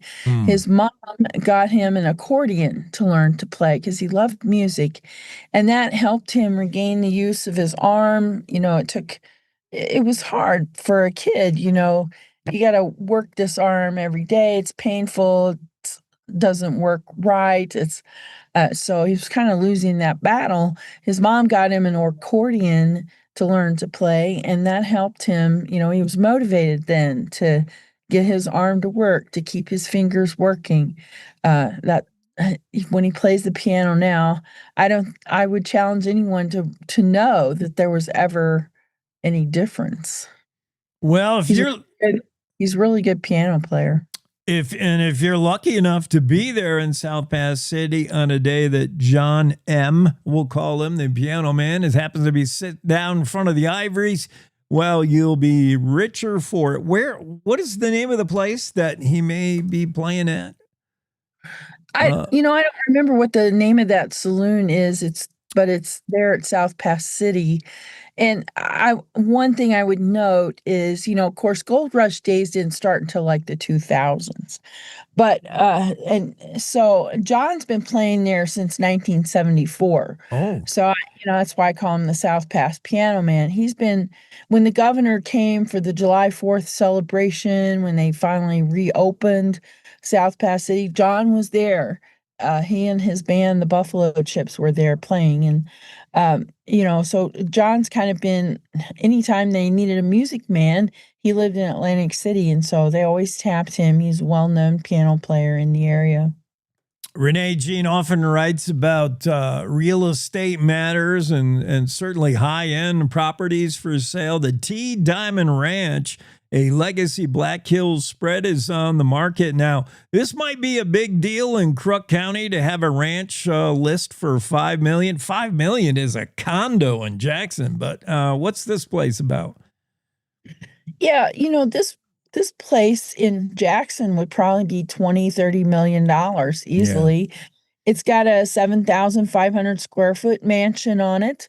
The family built that, as kind of a place to entertain. It's got gathering spaces. It's got, I think it's 3 bedrooms and like 4 baths or something like that. I think it's also got, some of the older working equipment. It's a working ranch. There's a couple there that's operating it as a ranch. It's rated for about 40 to 50 head, thanks to the irrigation that's there, right? So it's a small hobby farm kind of situation. But if you want to keep that ranching couple there, it's a little bit of income right off the bat. If you look at the overhead views of this place, I mean, it is gorgeous. It is. It looks a little bit like it could be in Jackson Hole when you're just looking at the overheads. I think, yeah, there's one of the overheads I'm looking at. It's got the river running through it. It's got, I don't see any neighbors for miles. There are these red rock canyons. It's just a really gorgeous place. Mm-hmm. Well, once again, you and I can salivate over this and wonder how we're going to save our pennies to get there. Right. Well, let's see, $5 million. You're going to do the math, aren't you? 1, 2, 3. Yeah. Let's divide that by 250,000 because, probably that's something we can all do. We just need 20 people, 20 people? Yeah, 20 people. And then let's see, how many acres is it? 433 divided by 20. So we get 21 acres apiece. That's a lot of acreage. Well, this is a deal here. Yeah. So, maybe we could bring 40 people and we'd only need 125,000 apiece. And then we'd all get 11 acres, 10, 11 acres. Now I'm going to have to place... I'm going to have to place that Kelsey bet to come up with my ante. We'll see. Well, you can get a loan for 125,000, can't you? Dicey. I'm not sure. Here's a Renee Jean story about the Saratoga woman who started her startup, Pure Dixie, out of a small bedroom. She's now got 2 warehouses and the business continues to grow. I'm so happy for Dixie Berger, and her husband's involved too, but she's probably got the eye for fashion. Yeah, she wanted something she could do and be a stay-at-home mom. She didn't want to give that up. And so they converted a spare bedroom into an embroidery business, 150 square foot.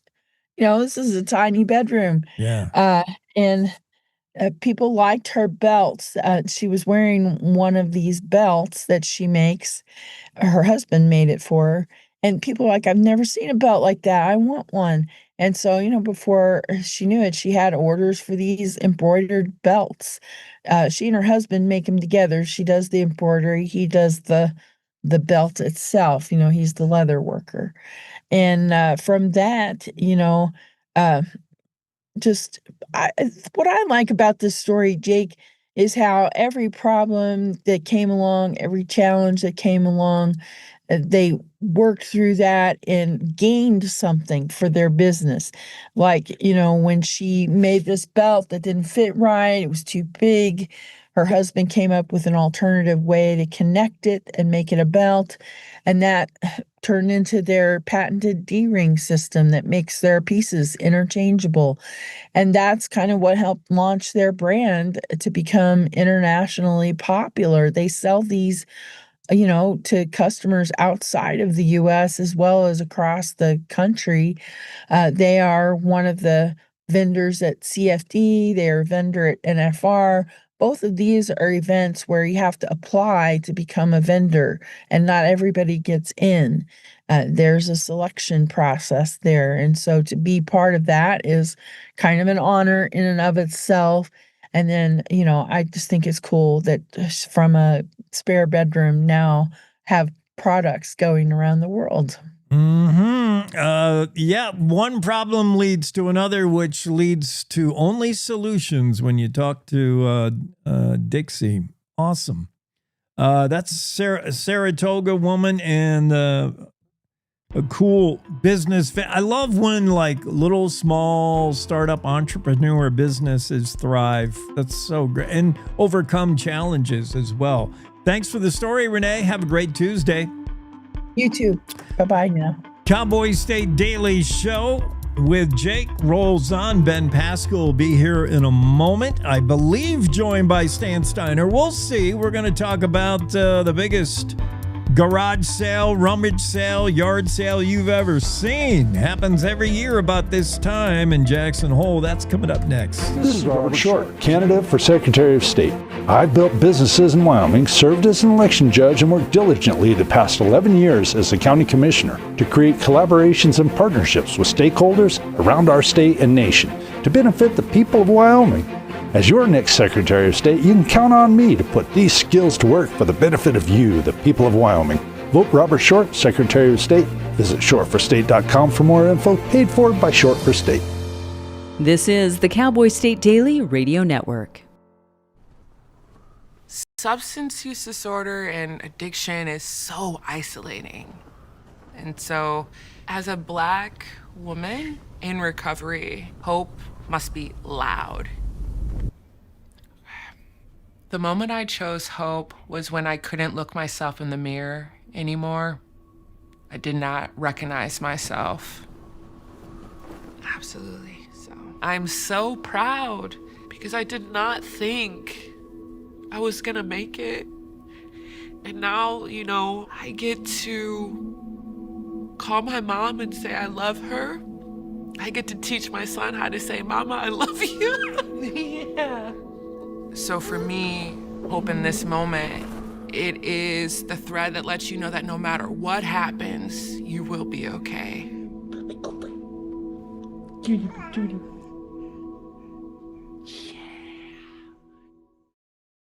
Nestled between Casper Mountain and the North Platte River, you'll find the heart of Wyoming. With a bustling downtown centered around our outdoor haven, Casper is for adventurers, freedom seekers, and rule breakers who find beauty off the beaten path.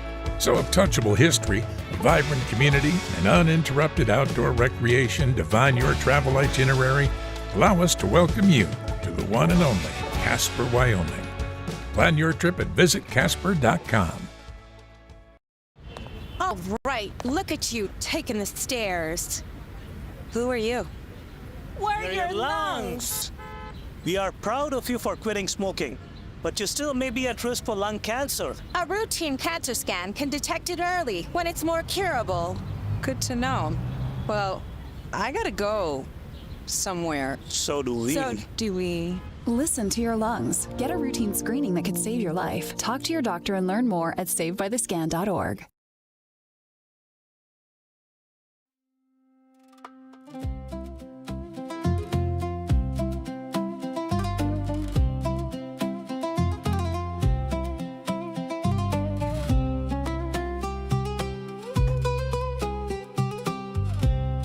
Cowboy State Daily Show with Jake, and we welcome in Ben Pascal. Ben, is that Stan with you?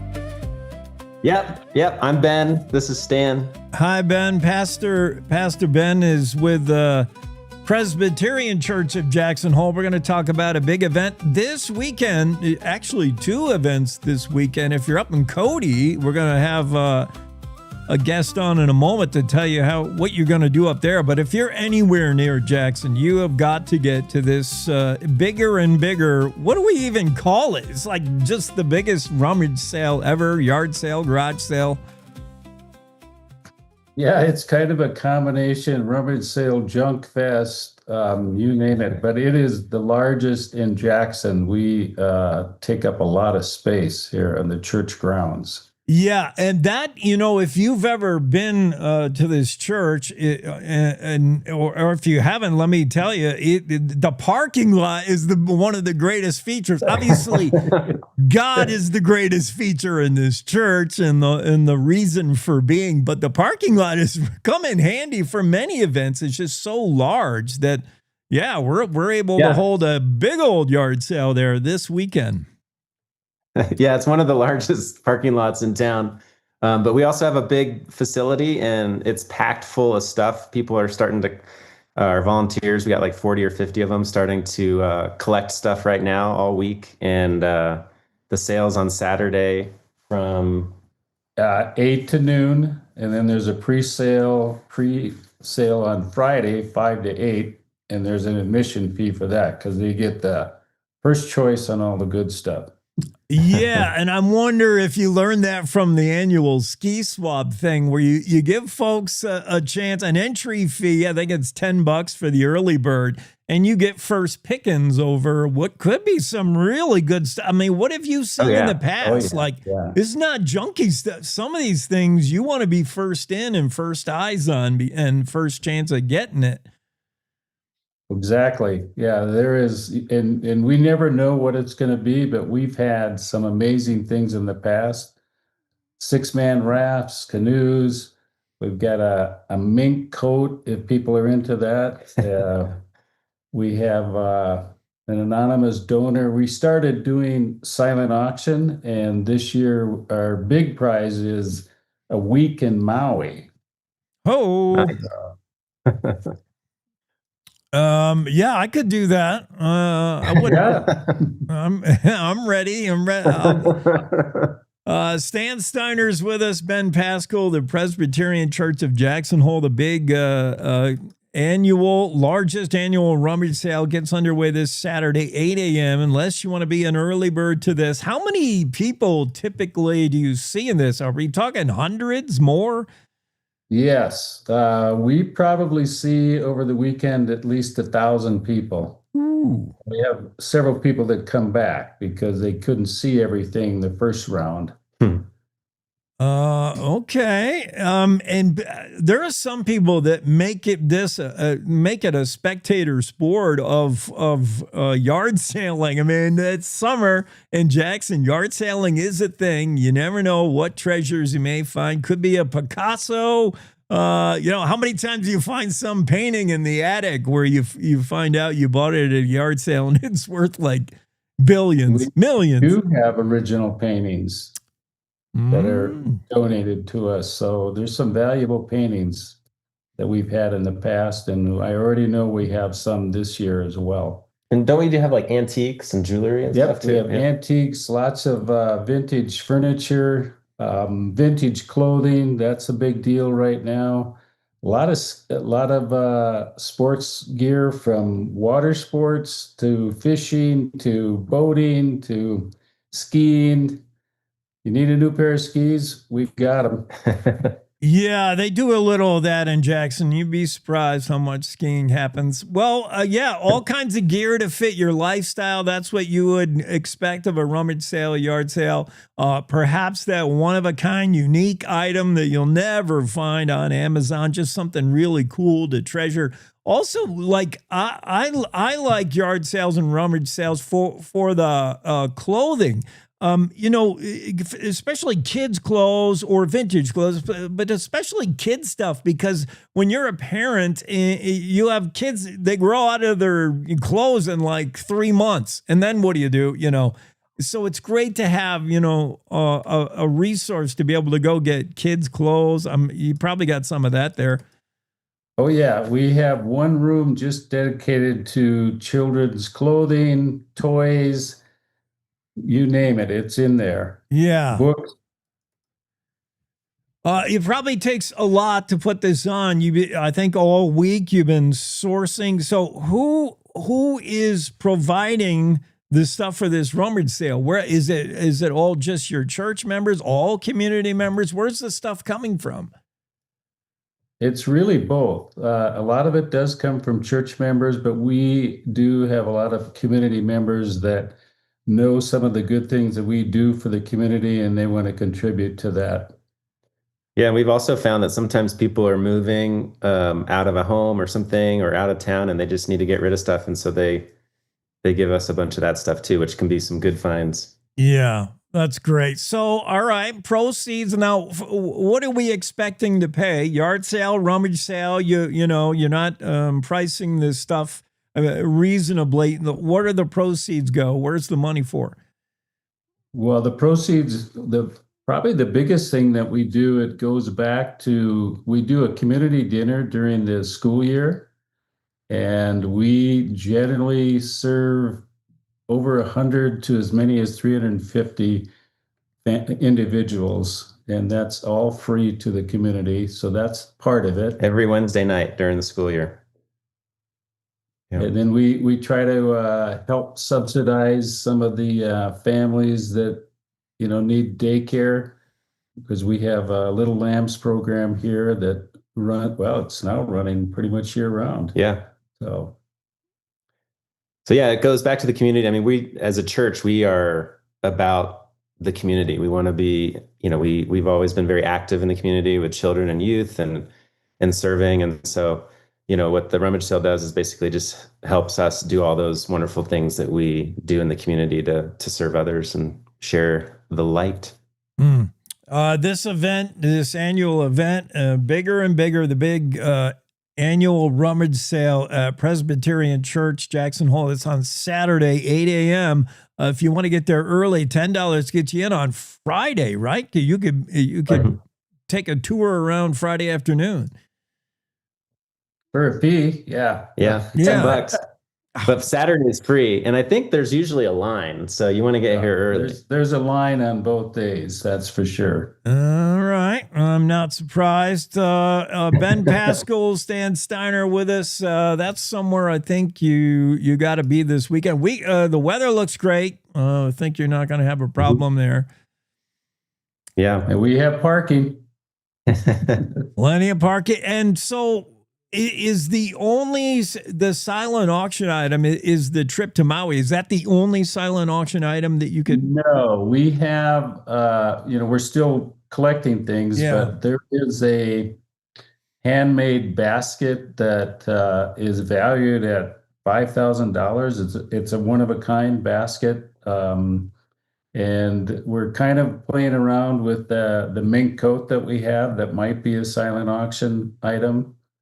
And we've had really nice bicycles in the past for silent auction items, and we don't know. There's a truckload of stuff coming in this morning from a family that has cleaned out a lot of storage space, and there might be a gem in there that we don't even know.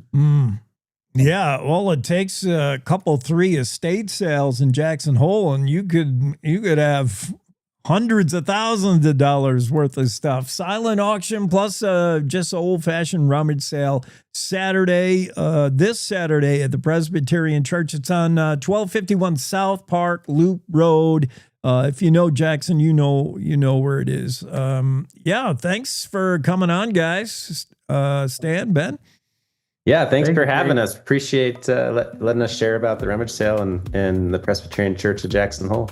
You're in Jackson. Come on by. Yeah, I'll be there. I'm down on the whole back. I'm down in the nation. I might be able to get there. I have a wedding to DJ Saturday, but it's in town, so I could find time to sneak over there. Over there in the morning. I might do that. And after this segment, we might have accidentally sent a few hundred more your way. Hope you can accommodate. Okay. That'd be Thank great. you. Thanks, guys. All right, have a good day. You too. Cowboy State Daily Show. That's annual rummage sale. You want to check that out in Jackson Hole. Presbyterian Church of Jackson Hole, Saturday. $10 early bird fee will get you in on Friday, so you never know. You could beat somebody to a big score.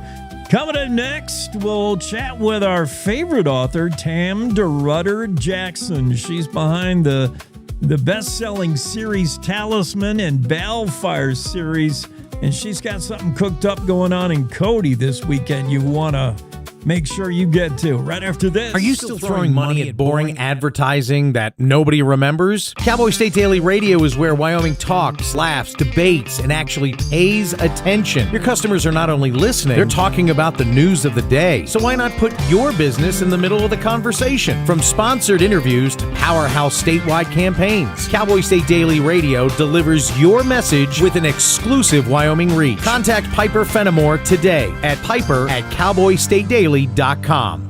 You're listening to the Cowboy State Daily Radio Network. Wyoming is a place of unlimited potential, a place that inspires us to dream. Since 2014, Wyoming Lotto has given back over $180 million to our great state through transfers, winnings, commissions, and more. Dollars that have gone directly into your cities, towns, and counties. Dollars that have changed lives and set dreams in motion. Thank you, Wyoming, for a legendary 10 years. We can't wait to dream up what's next.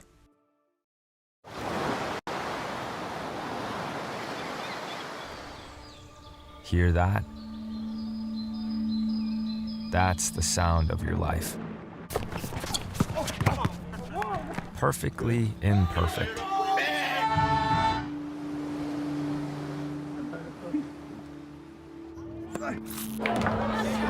Beating in rhythm to the world you've created.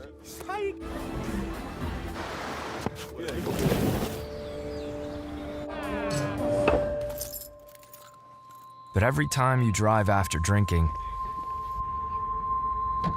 the music gets drowned out. Your life sounds pretty great.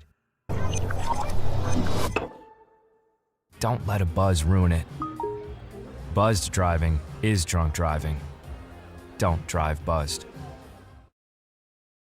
Whether it's our stories,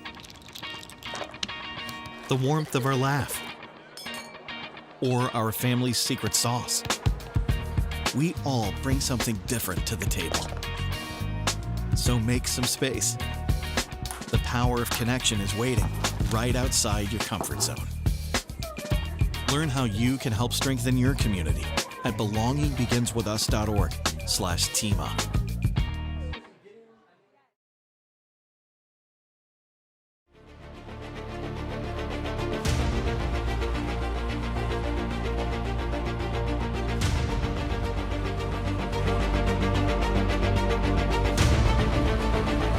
All right, we're back from break. Cowboy State Daily Show. Here on a Tuesday, we're heading to Cody, y'all. Just so you're ready, it's the Cody Romance Roundup 4th annual coming up this weekend. And we're checking in with one of our favorite authors, DeRudder Jackson. Tam is the author behind the Talisman and Balefire series books, romance novels. Which I have not read them, not that I would be opposed. I'm all about the genre for sure. I'm really interested in the Celtic aspect that you dive deep on in the Talisman series. Right. Yeah. So this seems like it'd be such a good fit for me. Great summer reads for me. So I have to ask you whether you have watched, as an author and a romance author of this kind, I'm wondering if you have watched Off Campus on, I think it's Netflix.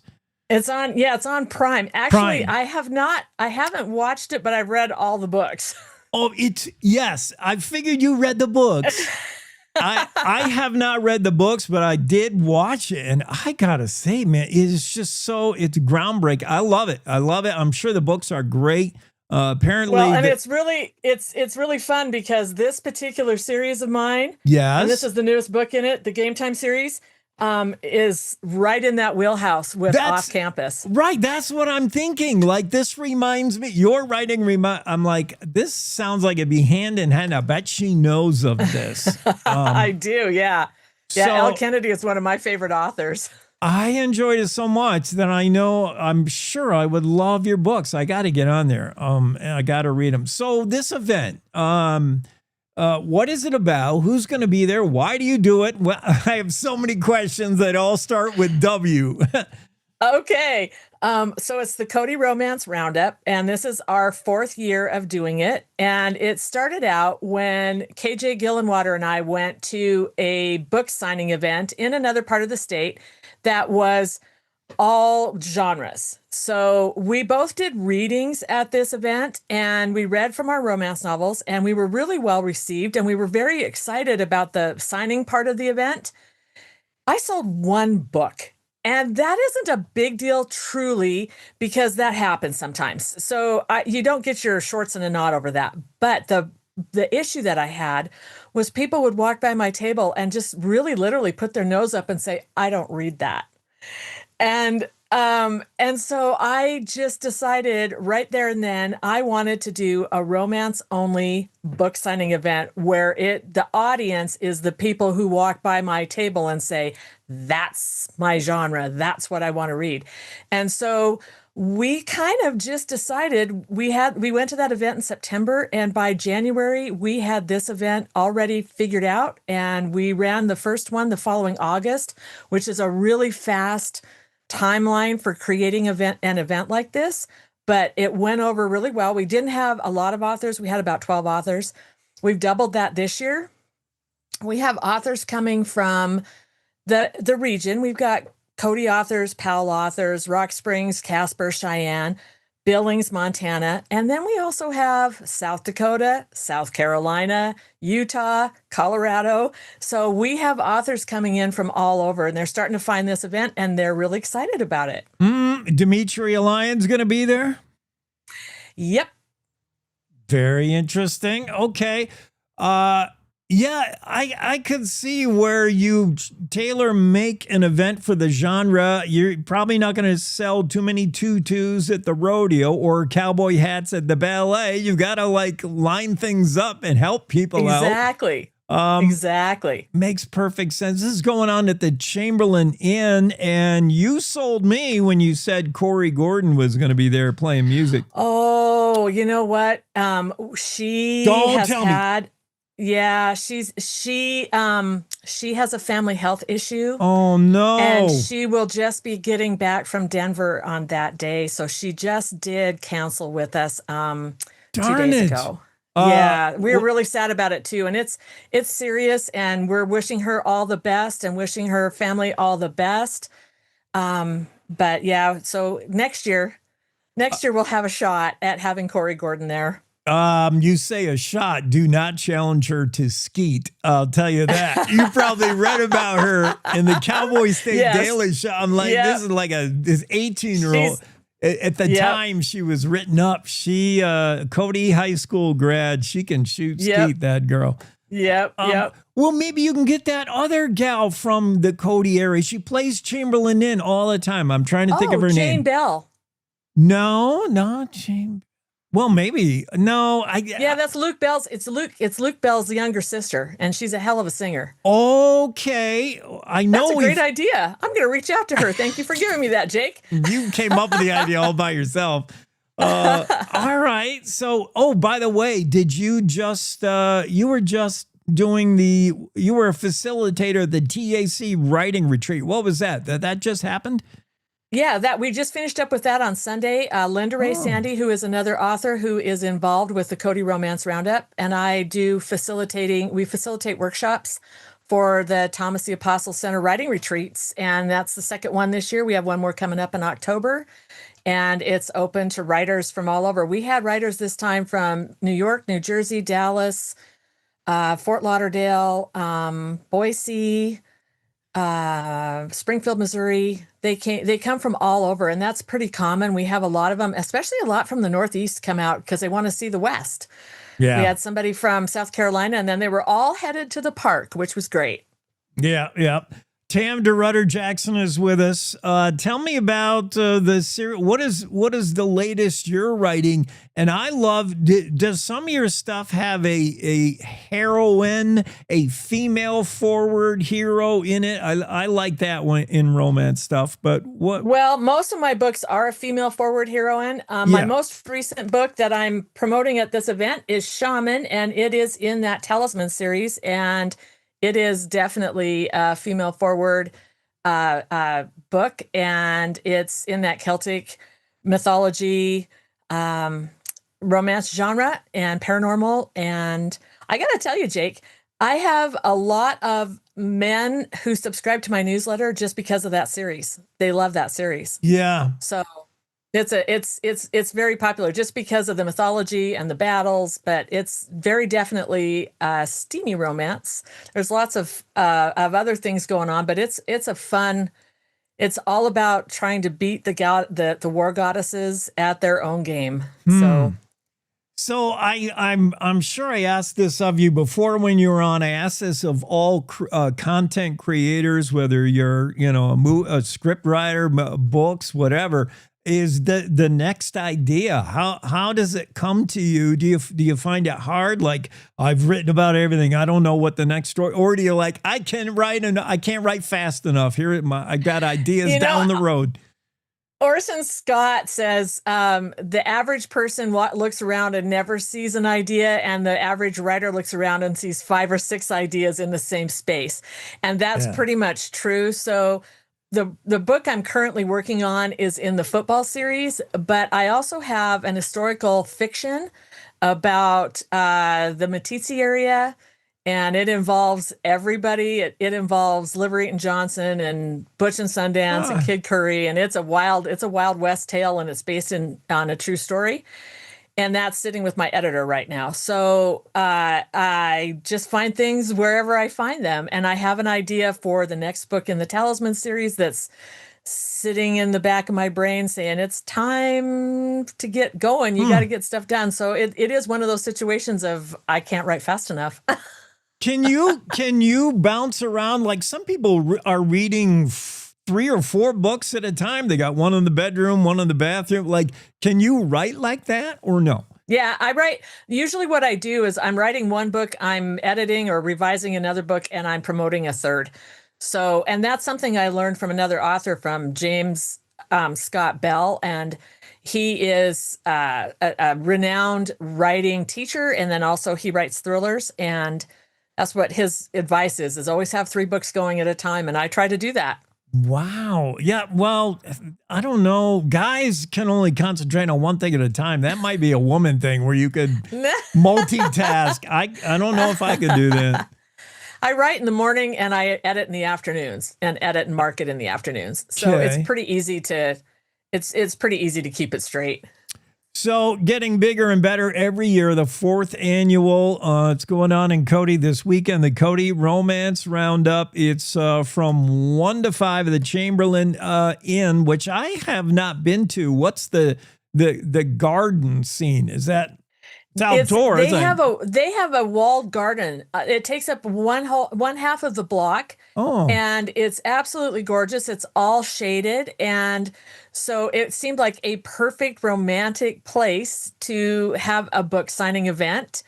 And we needed a place that could hold at least 30 tables, and that was it. And the Chamberlain is Awesome. Amy Shark there is just a rock star, and they do a really great job for us. And we're adding a little event to the Roundup this year, and that's on Friday afternoon. So we're going to have Cody Romance reads from 3 to 5 in the garden of the Chamberlain Inn. And the Chamberlain is doing cocktail specials during that event. And then on Saturday, during the Saturday event, every author has a signature cocktail.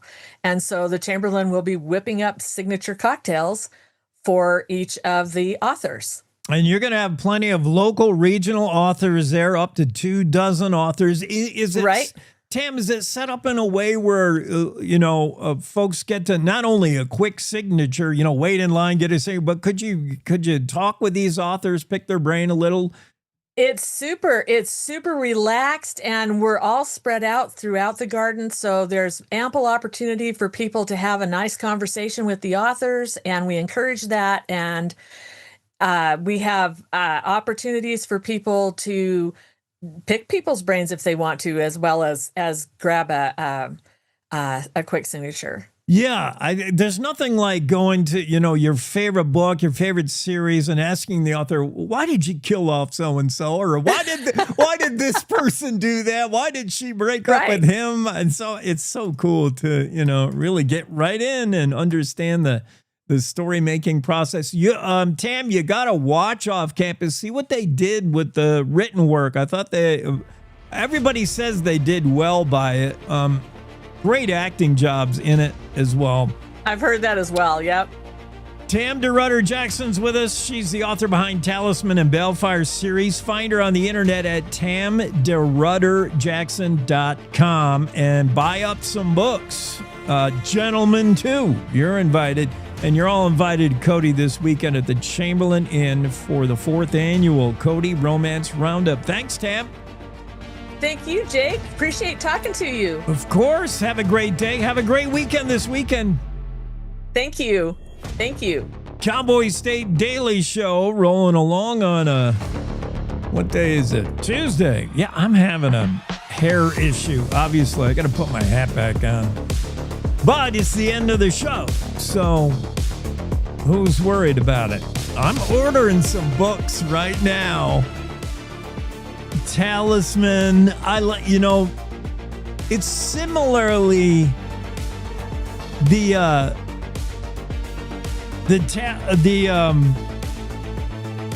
Game Time series books are what remind me of Off Campus. Tam is talented, and it'll be a fun weekend up there in Cody. Can't get to everything. I would like to be up there at the Chamberlain Inn.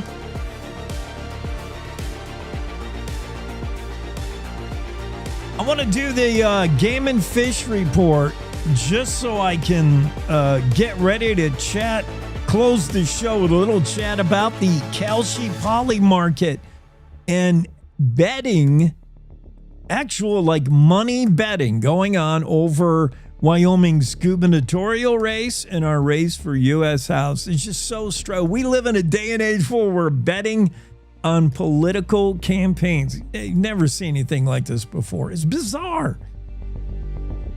We'll talk about that in a moment, right after this from Game and Fish, Ray Hageman.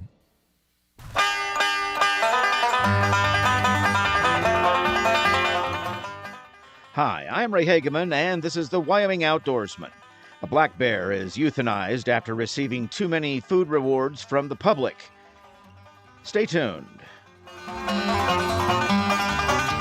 Sheridan Region Game and Fish personnel are asking area residents to secure attractants after responding to multiple bear conflicts.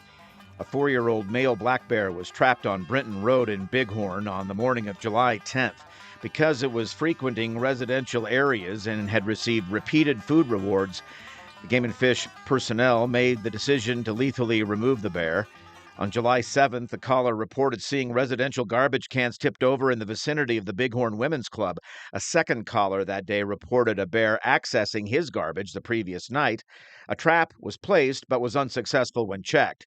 The next day, A caller reported she saw a black bear near her fire pit. She said her garbage had been overturned for 2 or 3 nights prior.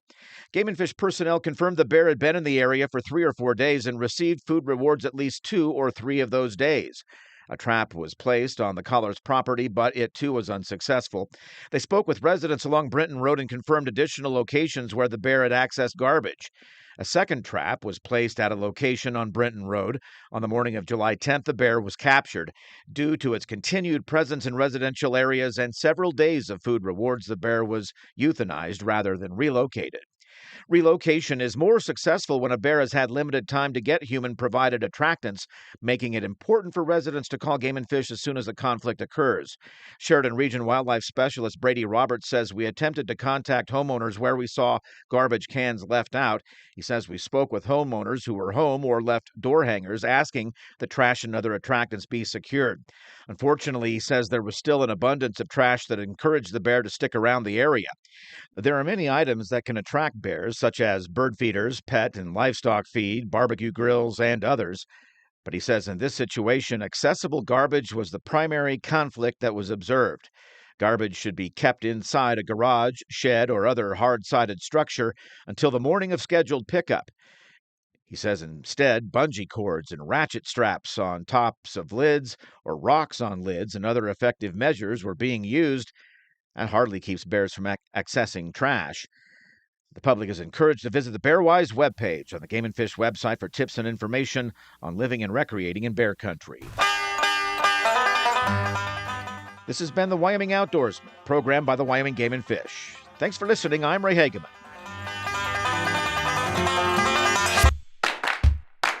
Back to the studio. Cowboy State Daily Morning Show with Jay continues. I think this story is the biggest story of the day. This is a Claire McFarland. Gambling sites favor Steve Freeze and Eric Barlow as bettors have wagered $210,000 so far. Not nearly the money that has been spent by the candidates on the campaign.